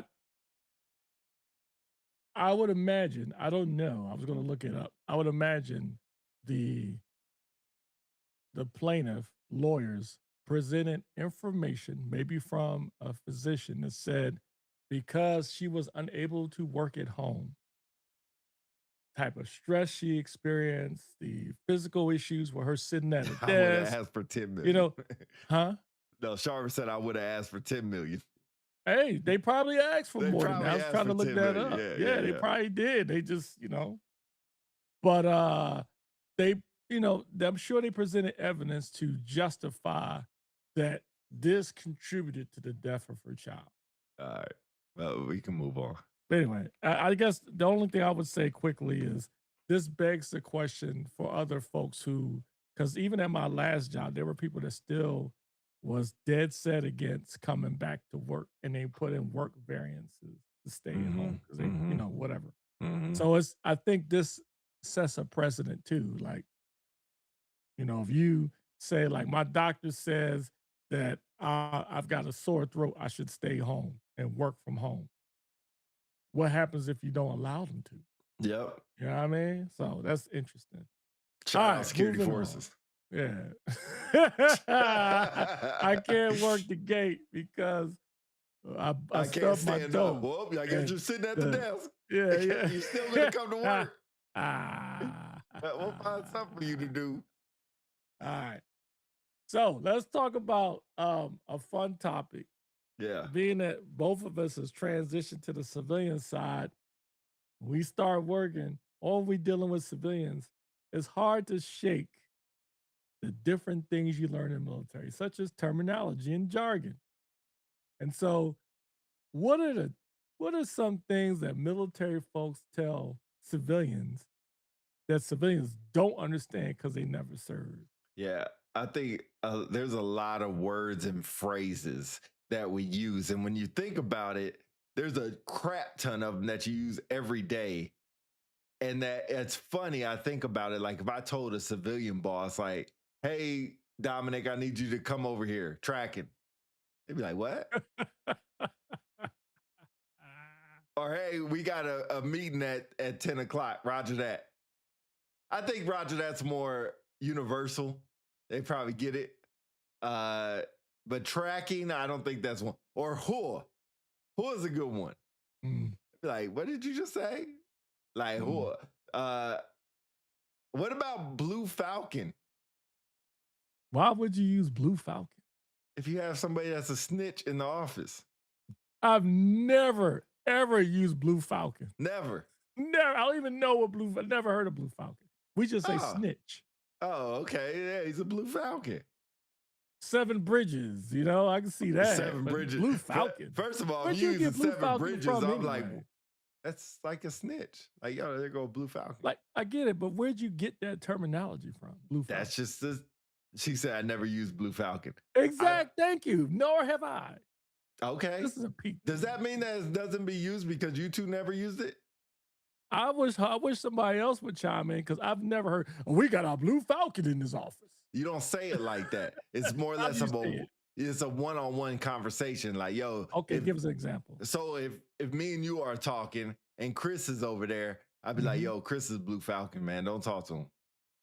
Okay, so I would tell you this. As a defender, you said 7 Bridges. Strictly a defender would understand that. But I've never, ever, ever heard of Blue Falcon. Never. Interesting. Okay. Never. Okay. Again, I asked, where did you get Blue Falcon from? Was that like a base specific terminology? No. This is an Army, more or less an Army terminology, which is weird because it's called Blue Falcon. Gene, what's going on? I heard it, but I just say snitch. Thank you. Thank you, Gene. Blue Falcon. Thank you, Gene, for being honest. He would say snitch. We got a Blue Falcon, and they'd be like, what the hell is that? Maybe you were the Blue Falcon, and that's why you never heard of it. Maybe, but they wouldn't say Blue Falcon. They would say snitch. Well, they would probably say snitch, not Blue Falcon. Has anybody ever called you a Blue Falcon? Again, most people listening would probably say again, what the hell is a Blue Falcon? Has anybody ever called you that? They probably look at you like, what the hell is this dude talking about? Has anybody ever called you that? Never. Okay. I think when I think of Blue Falcon, you know, when you said Blue Falcon, I think it's some old like a cartoon. Blue Falcon. We got a Blue Falcon in here. I'm thinking like, is that a cartoon? You're probably the Blue Falcon. Yeah, I mean, what the hell? That's why you change the word so the person don't know they're a snitch. Anyway, sounds like a duress word. If you said it was a duress word, I can say duress word. That's another phrase. Duress word. People be looking at you like, what the hell? I think the civilian equivalent to that is safe word. Is it? Okay, I never heard safe word. You never heard of a safe word? The only way I heard of it is in pornos. That's it. Well, I mean, yeah. That's it. That's the only time I ever heard of the word. Y'all chime in the comments if y'all heard the term safe word. If you feel like somebody's about to snatch you up. The only time I heard it is like when something is like, if you went too far sexually, you'd be like pineapple, like, or something. Look, Charmin said pineapple. Exactly. No, she's making fun of you because you said pineapple. We didn't just say it exactly the same time. That didn't just happen. It's a relatively known safe word. It's pineapples. Pineapples is a relatively. It is a joke that Kevin Hart did. I think it was Kevin Hart. Maybe it was Cat Williams, but one of the two. Yeah, Gene, am I lying? Gene, I might be funny, but am I lying? That's the question. Anyway, safe word. Don't use that when you go to work. Like, what's the safe words? Hey, you gonna get fired the same time. Okay, genius. Tell me what other thing you would say besides safe word? What would you say? I don't know. The rest word is the only thing I know. Again, The topic is military to civilian translation. If I'm going to tell someone, a coworker, you're going out, I'm going out on a date with this gentleman. If something happens to me, what should I do? Okay, you got to tell me some way that you're in trouble. Yes. Let's use a safe word. No, don't say that. Okay, again, what would you say? Use a word or phrase that only I could pick up on that nobody. So, like, here's an example. Safe word? Here's an example. No, is it's that called, not a safe word? Yes, it is. Called safe word. Don't what say is that. it called? It's just what a would phrase. You say again? Let me tell you. What would you say? Stop hitting that button. I'm waiting. I'm telling you. It's just a word. I would tell you, Philly, if I say a word or phrase and I would make up a word or phrase, that means that I'm in trouble. Okay. So you know what? Let me omit you. Why? Chat. For those who are in the chat, tell me if someone says, hey, if something happens to me, I need to warn you. And you say, all right, we need to come up with some type of safe word. Would you immediately think they're talking about a sexual encounter that went wrong? The rest word or word of the day in the cop terminology, I hear talking to some cop friends I have. No, Gene, if you don't have cop friends, if you're going to Amazon and you're in duress, how would you tell them that this is a duress word without using the word duress? Sharma says no. No, Sharma says no, you wouldn't say safe word? No. I'm not asking you. I'm asking Sharma. Okay, Sharma, would you say safe word no? And if so, why? That's just Pete living What that is it life. about the word or terminology safe word that makes it uncomfortable? That's just Pete living that life. Thank you. That's what I'm trying to, that's why exactly I'm trying to tell. He is the only one I knew that got triggered when I said safe word. That's not the correct terminology. Which makes me wonder, to your point, Sharma, what is he doing outside of this show? Exactly. I'm very well cultured. I didn't think of it that way. I'm very well cultured. That's debatable. Could be company protocol. And safe word is not sexual to me. Thank you. Wow. I rest my case. The only time that I rest my case. Everybody, hey, y'all heard it here first. Somebody I want to ask is chat. suspect. Let me ask chat. Suspect.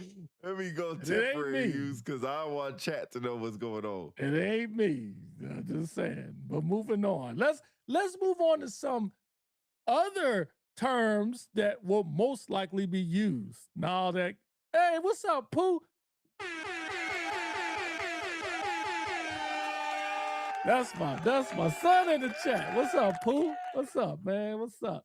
He says, nah, that Kevin Hart skit was everywhere, though, in his defense. Now, Pooh, before I move on to Sharma joint, let me ask you a question. Pooh, when I say, hey, man, I'm going to be flying to Japan. If something happens to me, I need to give you a safe word. Just make sure I'm good. Would you immediately think I'm talking about a sexual encounter going wrong? No, not when you give it all those contexts behind it. That's what I'm saying. That's what I'm saying from the beginning. Can I finish? If I say, hey, Philly, here's the duress words for the day, you automatically know if I use the duress words. If I'm military. Can I finish? You're not making no sense. Get to the point. Make sense then. If I say, Philly, here's the duress words for the day, you know what I'm talking about, right? Again, I'm waiting because that don't make sense. We're talking about military to civilian. Yes. If I'm military, yes. Yes. Okay. So if I'm civilian and I say, Philly, here's the duress words of the day, you're going to be like, what are you talking about? I don't even know what a duress word is. And I'll be like, well, Philly, here's the safe word of the day. I'll be like, safe word? What's wrong with you? And you're not, again, this is where you went wrong. You first went in with the duress word.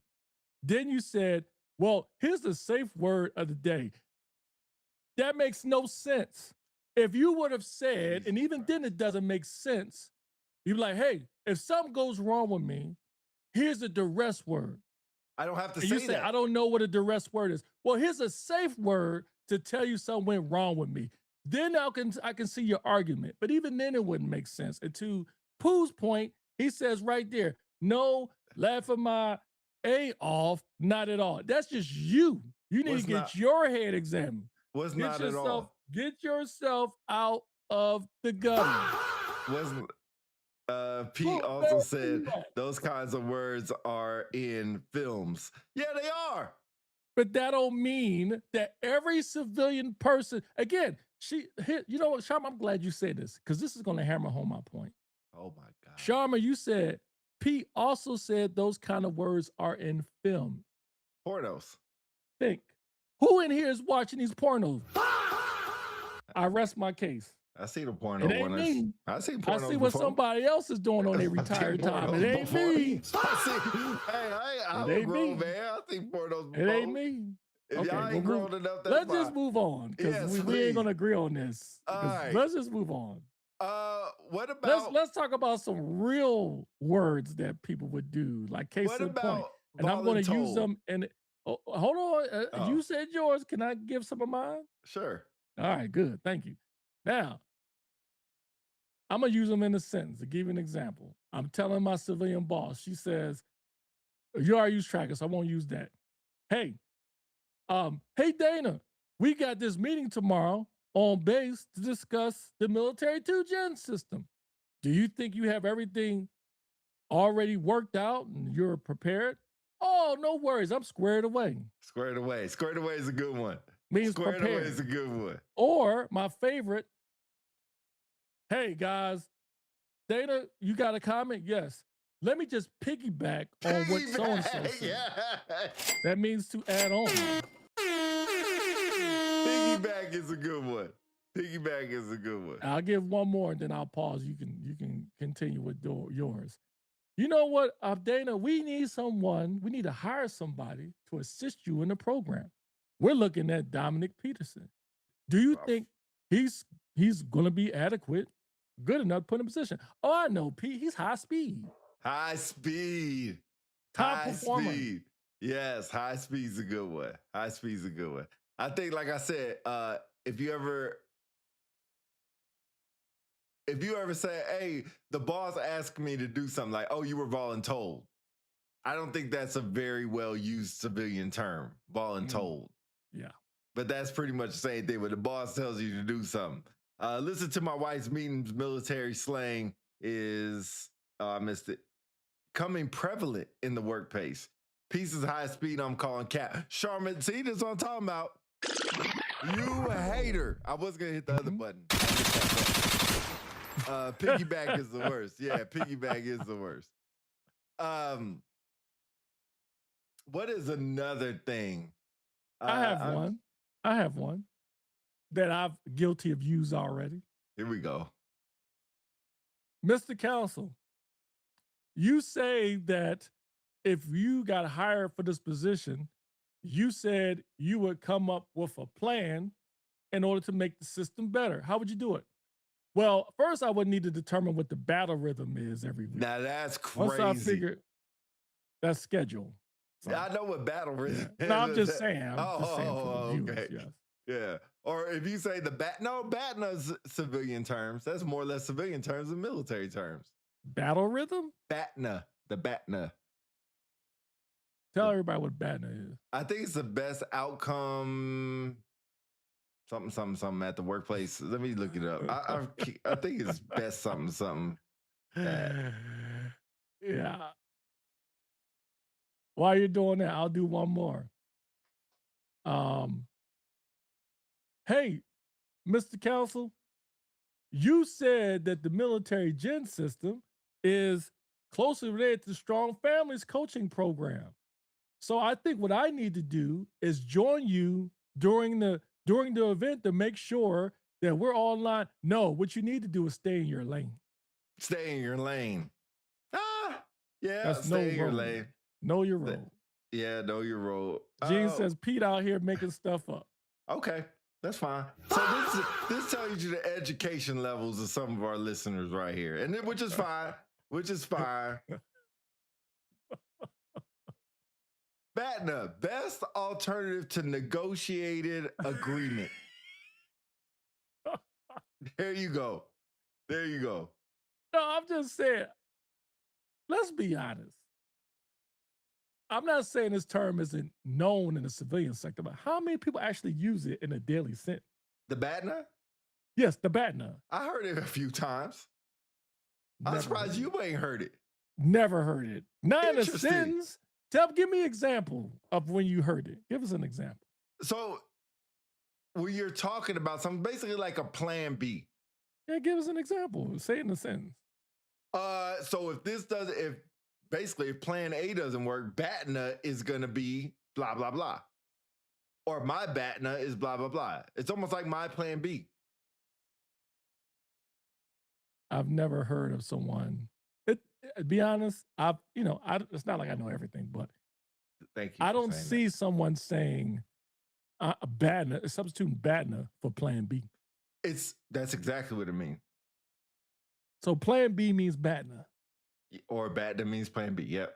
It's usually so you mean to tell me it's usually used when you're negotiating something. So that's my point. What is the chances of someone using BATNA in a conversation versus plan B or an alternative solution? It just where their head is at. If they want to sound more educated or that they know more stuff than other people. Okay, I'll yield. I can't wait till you get to work and be like, hey, Mr. Counsel, what's your BATNA? And now you'd be like, oh, shit. I would give you $50. I would give you $50. I want everybody here. I would give you $50 if someone tells me that. I can't wait to get paid. I can't wait to get paid. I can't wait to get paid. No one. And if you're in the chat and you agree with me, put a Y in there for yes. That no one will ever use BATNA in a normal conversation. Okay. Maybe in a briefing, but not in a normal conversation. No. That's usually what it's for. It's for when you're negotiating something. It's not going to be just even hey, Philly, do you want to drive? I'm sorry. Do you want to drive or BATNA? I can drive. Nobody's going to say that. 100%. 110% nobody's going to say that. Thank you. And the chat agrees with me. Even in a negotiation, no one's going to use the term BATNA to substitute for plan B or alternative solution. No one. Maybe you might see it in a document. Maybe you might see it in an instruction or an email, but never in a conversation. You know what? If you guys don't go this route, or if they don't go this route, I think our BATNA is to do this. No one's going to say that. Interesting. Come on, man. Interesting how I know it. How did I learn it then? Just because you learn it don't mean people are going to use it. I dare you. I want to be a fly on the wall. When you do a negotiation, you say, well, on the other hand, if we don't go this route, our BATNA is, I would love for you to do that. I would do, you know what? Next negotiation thing, I'm just going to do that just because. Before you do it, FaceTime me so I can watch it. I will. And put yourself on mute because it's a serious conversation. I'm going to die laughing. I can't wait. It just shows me how many negotiation times I'm having negotiations. I'll put it to you this way. Oh, I guarantee you I've been in more negotiations than you. No. I guarantee you that. No, you can't say that. You can't say that. Yes, I can, because maybe perhaps say that. Your idea of negotiation is different than mine. Okay. Everything is a negotiation. If I'm going to a company or if I'm going to another chief or a commander and I'm trying to negotiate a plan of action in order to get to a certain outcome, that is a negotiation. When you have two partners, have two different opposing views, and they're trying to meet in the middle, or one's trying to get the other. That is a negotiation. So I guarantee you I've been in much more than you have. And I would tell you, I have never used BATNA. Interesting. Why are you still, I don't know. Can you explain what that button means? It's a side joke. I don't know who gets it. I think I'll put it like this. If I tell you, then you may not understand. So I think the other way of doing it is maybe consider a BATNA. That's not how that's used. That's not how that's used. Moving on. Can you tell me what that button means? I think that's more, it's a side joke. I can't tell you. You gotta look it up. I only know what he's saying. You mean this? Yes. It's a side joke. Yeah, Sharma says, says use Batner. I'm trying to. But I don't even know what he's saying. Nah, don't worry about it. It's a side joke. Anyway, but if moving nobody on. gets the side joke, who's laughing? That's the whole point. It's a side joke. For who? Well, apparently you, because you don't want to ask it. So if nobody else gets it, either nobody else cares. That's the whole point of a side joke. It's funny because the person that's being the joke on doesn't understand. I don't know if it's being, you used it 77 times today. I don't even know when it's being used and when it's not. So I don't understand. I don't 78 understand. times. I don't understand what it means. I'm just trying to ask for clarification. Who says we need a bat in the button? We do. Good idea. At least that would make more sense than the button. So like if I hit a button, everybody knows what that means. It's universal. So if I use something in the chat and I want everybody to understand, like if I hit probably means I was cursing. Everybody understands that. You're using buttons that only apparently you or whatever fa means understands. Well, here's the great thing about this. Apparently, I'm not the only one that understands because I see Pooh understands what it is. No. So if you're in the chat and you know what this means, he just says, put Y in the chat. Yeah, he just says that's what they're saying. But he don't know what it means. If y'all know what it means, put Y in the chat. What does fa mean? There you go. Now you can find what the side joke means. You know what? I'm almost curious to see if you know. I know what that means. Gene know what it means. Who knows what it means? You know, I'm getting wins all over the place today. I'm getting wins all over the day. Gene, tell me what it means, because the way you're using it is not the way Google says what it means. It means what the hell or oh no. That's what Google's telling me. So in case I'm wrong, it just means what the hell or oh no. It's like dropping an F-bomb. But the way you're using it doesn't make no sense. Like if I say, hey guys, I'm broke today. Doesn't make no sense. Pete showing his age. Hey, I sure am. That's right. Because I don't understand what that means. Or if I say, you know what? Let's go ahead and open up a new door. That's how you're using that. It doesn't make no sense. Like, what you hit that button for? So I just need to make sense. But now that I know what it means, I mean, I just want it to make sense. I just want it to make sense. All right. That's it. Moving on. G. Harris, Uncle Pete. Laugh out loud. All right, moving on. That's not where that goes. That means, oh no. Thank you, Pooh. Thank you. No. See, exactly. Read Pooh comment. That's exactly my point. You don't know what it means. You're not even using it. If you were using it correctly, I would know what it means. Giovanni Counsel's comment. That would help you. Like when you're dissing something. That's not what Google said. That's not what Google said. It means, oh no, or what the hell. So it's almost like when he said, Unc Pete, LOL, you hit that like, what the hell are you saying that for? That's not true. That's where that would go. I'm glad we got that out. Dad who stubs if you his read Giovanni's comment, that will assist you. Well, why are there two different comments? Like when you dissing somebody, do you see it right there? That's not what Google says. It doesn't matter what Google. So Google is the all end up. Hey guys. It doesn't matter what Google says. It doesn't matter. It doesn't matter. It doesn't matter. So when you extra read all about it. This individual that's talking on the other end has a degree and he concentrates on Google and he believes everything Google says. Just want to let you guys know that. There you have it.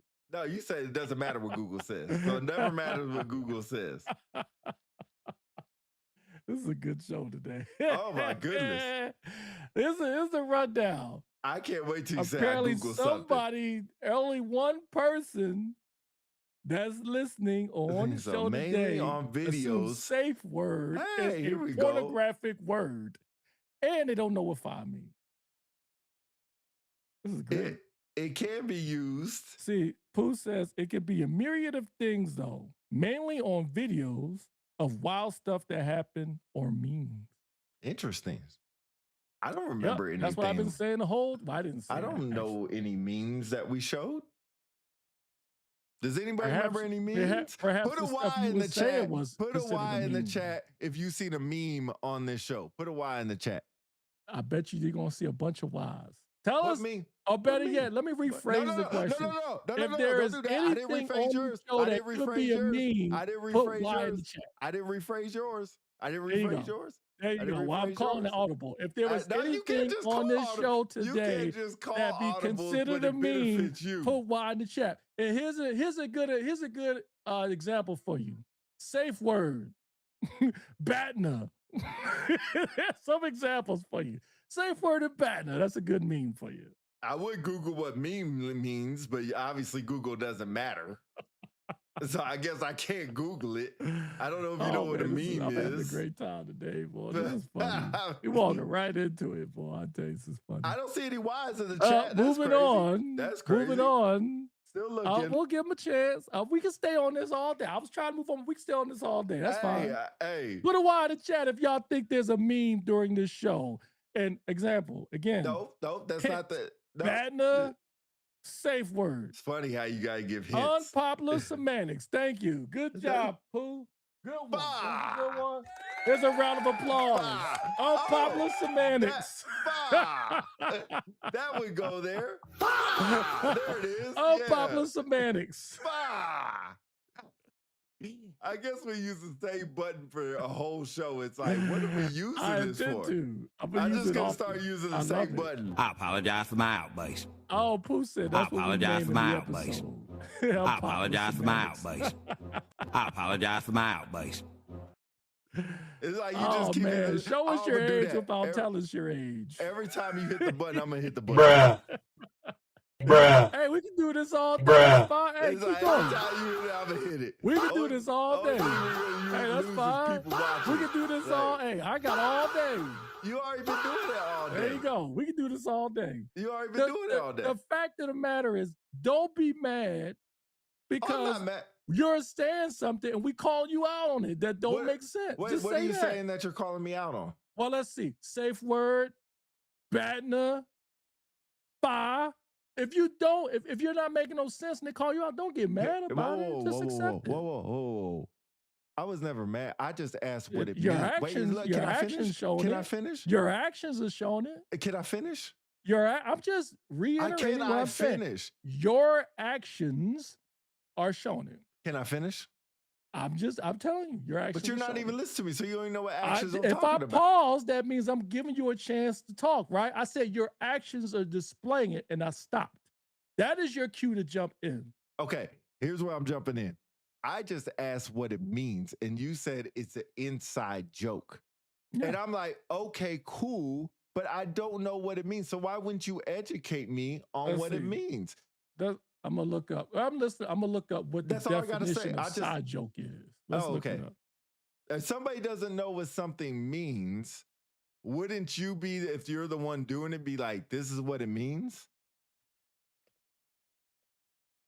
It's funny how you want to interrupt me sometimes, but other times you don't want to talk at all. A side joke is humorous, often quick remark or quip that's directly related to the main topic of conversation. Act as a small, playful detour.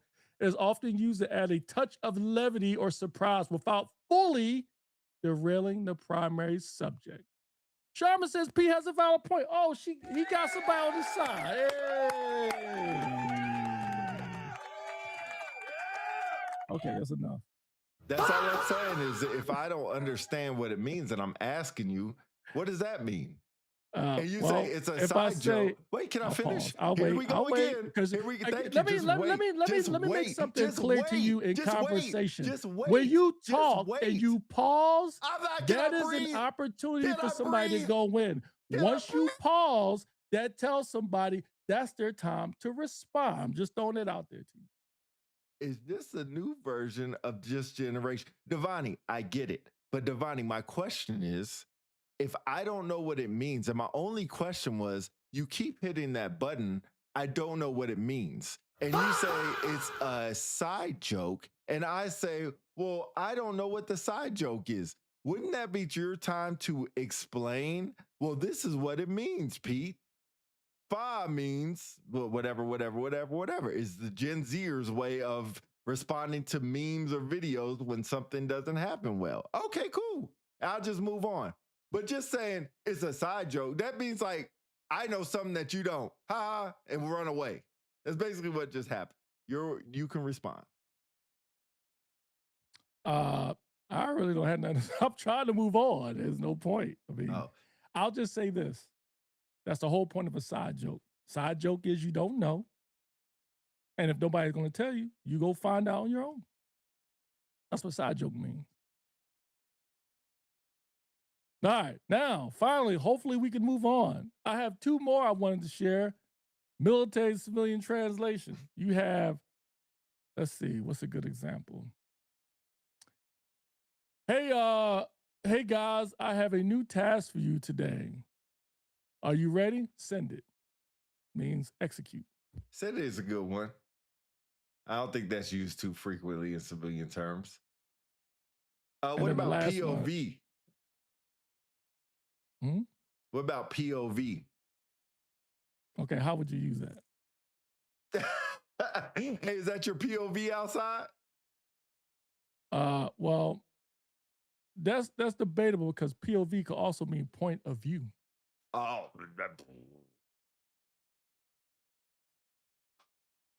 just saying. That must be another side joke because I didn't get the hell point of view. You never heard a point of view. Is that a side joke? Okay. All right. Sharma says point of view question mark. Maybe it's just me. Yeah. Okay. See how I can easily accept. I can accept that fact. Okay, fine.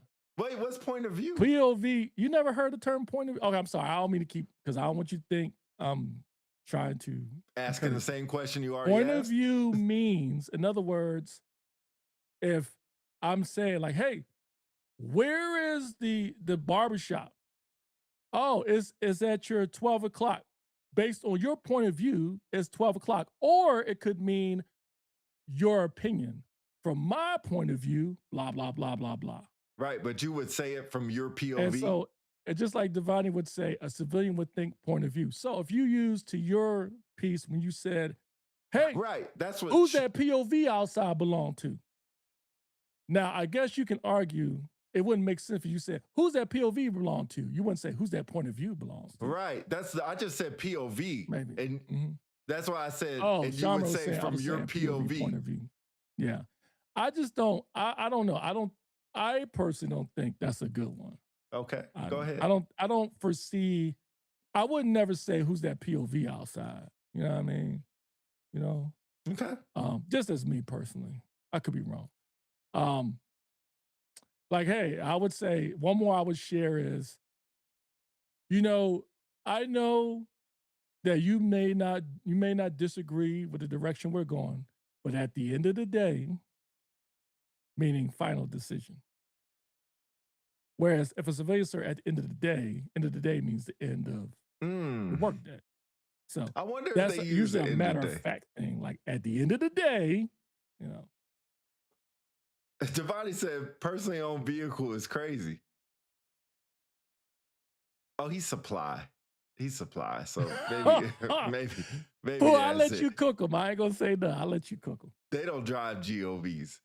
So I guess that's why you wouldn't use that. You would just take your POV. I guess that's career field specific.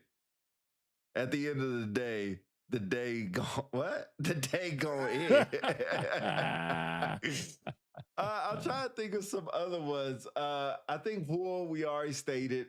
WHOL is a kind of one that gets used quite often. Standard gets used quite often. What about low drag? Oh, low high hanging speed, fruit. low drag. What does low hanging fruit mean? You know, like something that's not a big deal. You know, I could do a blah, blah, blah, but it's low hanging fruit. Or my favorite, too easy. Too easy. Yes, too easy. Picture somebody you coming to work and be like, hey, I need you to get this done. Too easy. Too easy. Like what? Too easy. Hey, I might use that. That's a good one. Too easy. Negative. Too easy. Negative is one. Instead of no, negative. Oh, that would be interesting. People would just know you're military at that point. Like, Oh, hey, about negative. You eat today? Negative. Like, what? Negative. Negative. Are you ready to go home? Negative. What? I guess the opposite would be like affirmative. Justin, what's up, brother? Like, yeah, we said tracker earlier, man. Yeah, you would sound like Terminator if you said affirmative. I don't think we use that at all. Yeah, I think my favorite is tracking is a good one. Tracking Piggyback. Piggyback. Squared away. Squared away is good. Yeah. What about latrine? Do you say latrine? No, didn't say latrine. Okay. No. No, do you use it now? No, I never use that. I just say bathroom. Yeah. Bathroom. Justin, it's all right. You ain't got to apologize for being late, brother. Can't really think of too many more. I'm sure there's a lot more out there. I'm sure if I looked it up. Oh, COB, close of business. Close of business is a good one. That's a good one. By COB today. You be like, COB? Oh, close of business. Yeah, that's a good one. COB, that's a good one. I think somebody be like, but we're 24 hours. We don't close. What's a close the business? ETA? No, I think ETA is pretty well known. That's not. I don't think that's just military. Yeah, ETA is pretty well known. Yeah, I think Tasker too is probably. You think so? You don't think civilians know Tasker? Maybe. Like you gotta get Tasker complete. Maybe suspense. Suspense. Yeah. You got a suspense date of this. Yeah. I think that's more well known use. I think we said Roger that. I don't think I ever used 10-4. I think that's more cop stuff. Yeah, 10-4. I wonder if dirtbag. What about troop? No, I think dirtbag. Maybe you can slip up and say that. I think he's a dirtbag. I can see myself going to work and saying that. Like, hey, where's Chris at? He's a dirtbag. It don't matter. What is let's see. There's more, man. I know there's a lot more. We already said squared away already. That's probably the biggest ones we just mentioned. I think we got all the big ones. I can't think of too many more. I bet you I could look it up, but I couldn't think of too many more. Yeah, I think I think for me, I think tracking, piggyback. Tracking and piggyback is probably the biggest one. Especially the especially both. Like you probably use those every day in the military. You know what's a good one? Military time. Like say, what time you coming in at 1400? Yeah. That's a good one. That's a good one. That's a good one. You be like, oh, what's the end of the duty day? 1600?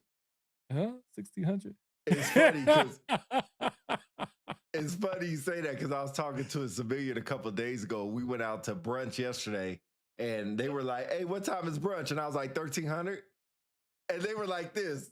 I was like, oh shit, I forgot. You don't know what time that is. Pooh said, ask him about Batna. Ask who? I guess you, I guess. Oh, maybe Pop Smoke. Pop Smoke.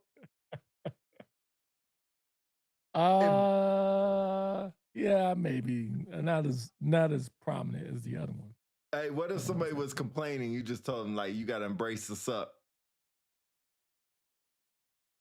I can see somebody saying that. Embrace the suck. That's a bonus one, I think. Butterbar. Love my Army folks, but I think they would most likely do that.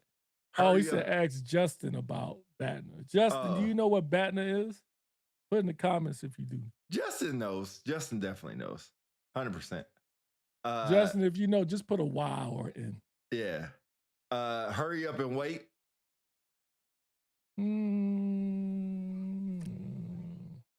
Like, we got to go to this meeting. Like, wow, we're just going to hurry up. But nah, I don't think that'd be used. Nah, we're just going to hurry up and wait. I wouldn't use that. Salty. I think. I think that gets used. No. Ooh, what about you know what's funny? I was gonna use it and Justin knows what it is. 100%. I was 100% right. No, you weren't 100% right. No, I said 100% he knows what it is. Oh, I'm sorry, my apologies. But Justin, can I ask you real quick? Tell us, would you use that during a conversation in a negotiation? Check your six. What's that term you use when you want somebody to go somewhere and you need to know all the information, where they're gonna go, the time to return, actions to take upon. Gawa. Nah, nobody knows. I mean, I know what it is, but nobody's gonna do that. I hope. Maybe if you army, maybe. Oh man, they be like, "Yo, what you got? What you got?" One. Or I think this is a good one. Okay, Justin says no shot. Okay. No shot. Here's a good one. When you say, "Hey, I know you said you was gonna be here for this meeting. What's your status?" Oh, what's your status? I can see. What's your status? I can see that one. That's a good one. What's your status? You're like, status? What? I'm okay. Like, you're not here. What's your status? All secure? I guess that's another one. I guess would follow status.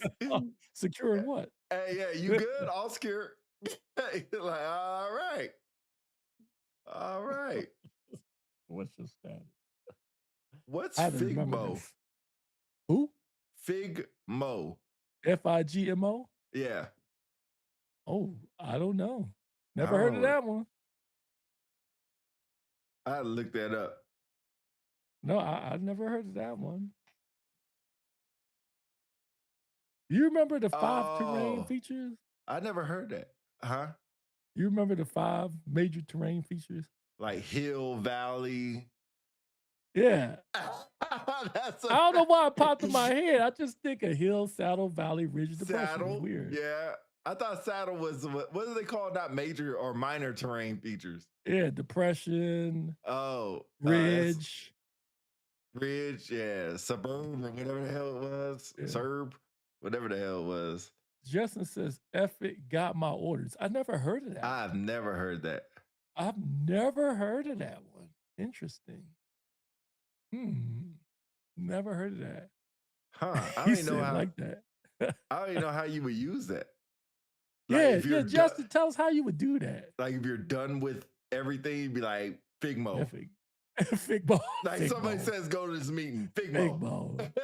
Figmo. Fitfo. What? Sharma says Fitfo. Fitfo I heard of. What is Fitfo? I can't remember, but I did hear Fitfo. Or Fitfo. Would use Figmo to describe someone who got their orders in a unit and was done with the unit. I guess we call that like ROD. Why did I just say dirtbag? You would definitely give me that. You'd be like, Figmo. You'd be like, huh? Figure the F out. Wow, I never heard that one. Yes. Wow. That sounds like an office thing.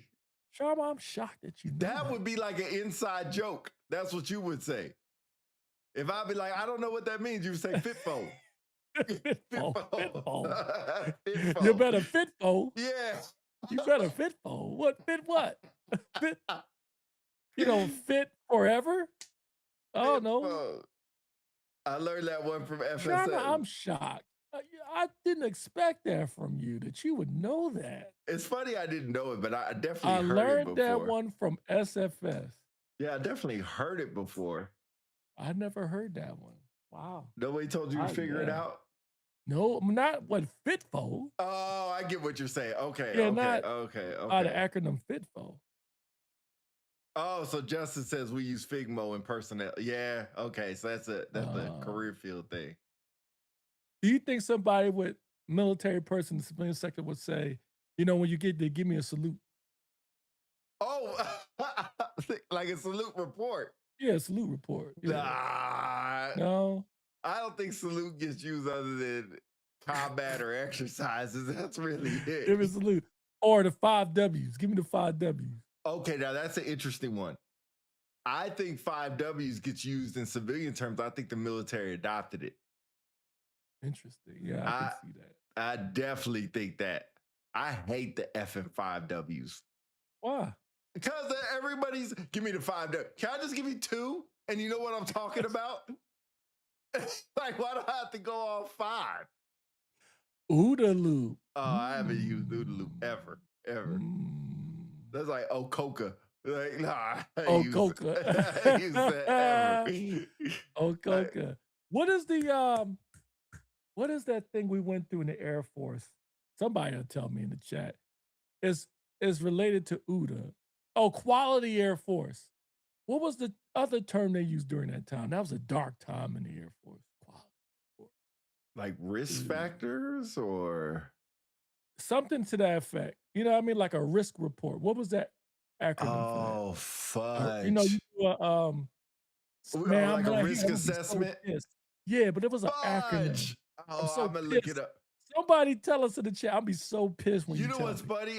A commander made me do one of these before, and he called it, and I couldn't. I was like, I don't even know what that inside joke me. He made me look it up.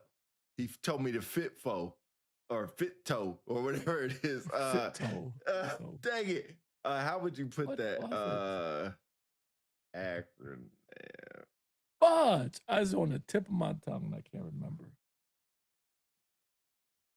It's related to doing a risk management assessment before you do anything. It was an acronym. So you got a hazard identify risk assessment control. You have a RAMS. It was like a matrix or something that you had to do. I know it was the matrix. It's not a QRA, not a tile. Come on, I know somebody in the chat know what it is. ADER, AIDERR, steps to risk assessment, identify, decide, harm, evaluate, records, review. Nah, it wasn't that. It was a risk assessment though, right? Yeah, it was a risk assessment, but there was an acronym that was related to it. A well-known acronym that, you heard it, you know what that meant. But I'm gonna look it up. We're failures. I can't believe I can't remember. Risk assessment. Yeah, we're definitely failures because I'm looking it up and none of these are ringing a bell. Major accident report.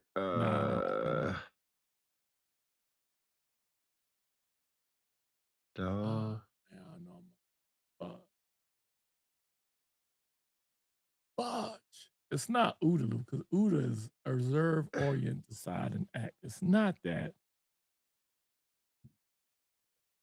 Man, please tell me somebody put it in the chat already. I was still saying OODA loop. God, I think you got everybody stumped with this.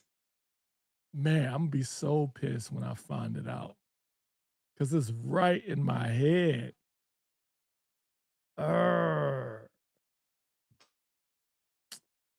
But I cannot remember what it is.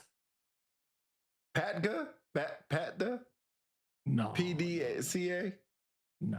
Plan, do, check, act. SWAT? No, it's not a SWAT. Nah. What is this? Damn, we suck. No. Oh well. I'm gonna figure it out.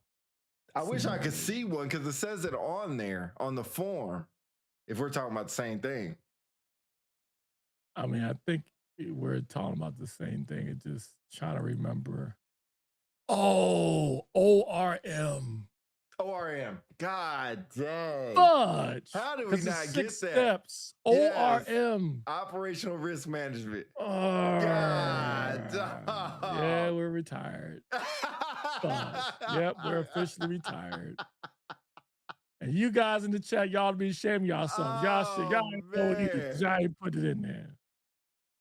ORM. ORM. Man, fudge. Yeah, officially retired. It's a sad day. Well, I think we should just retire the show on that note. Just go ahead and ORM that thing. Yeah. Anyway, good show. Sorry about the beginning. I don't know what happened with the algorithm and everything. We'll figure it out. Try again another day. But thanks for joining us. Good show. Don't forget about your BATNAs when you go to the negotiation table. Make sure you use that properly. Anyway, what you guys say? Hello? Couldn't resist. Couldn't resist. And we appreciate y'all joining us, man, for another Sunday. As a reminder, we do shows every Sunday without fail. We will do better. We're doing better. This week we had, not me, but mostly, first of all, let's give P his flowers, man, because I mentioned it before, but we don't. There's a lot of stuff with the show. God dang it, that's enough. There's a lot of stuff with the show that he does. Like if you think about like the centerpiece of something, like say when you think about the structure of a building, they think about that one center beam that The if you knock it linchpin. down. I wasn't really going that direction. But in other words, The if that long beam pole. drops, the whole thing drops. And that's Pete, man. And he does a lot behind the show, behind the scenes, the editing of the videos, the shorts. He runs the engineer. Yes, give him his flowers, man. I've tried engineering. I will try it again, but I tell you, it is a lot of work. Not only that, financially, man, he does, if not all the finances for the show. We don't give him the proper credit he deserves. So shout out to Pete, man.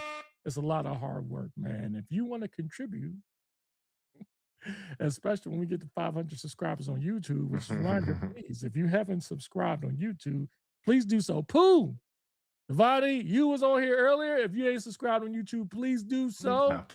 So we can help get on 500. Pooh is my son, Devani Council. That's my dude. Love him to death. Sharma's giving you his flowers. That's right. Appreciate that.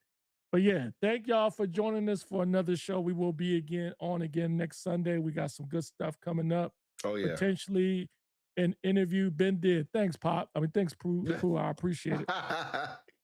But we have a potential show with a U.S. Olympian who is an Air Force member coming up in April.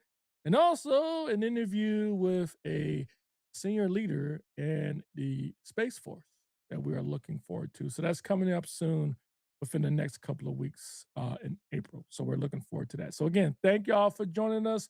Enjoy the rest of your week and do something nice for somebody. Oh, and there go you go. Birds. Peace. I got eyelash.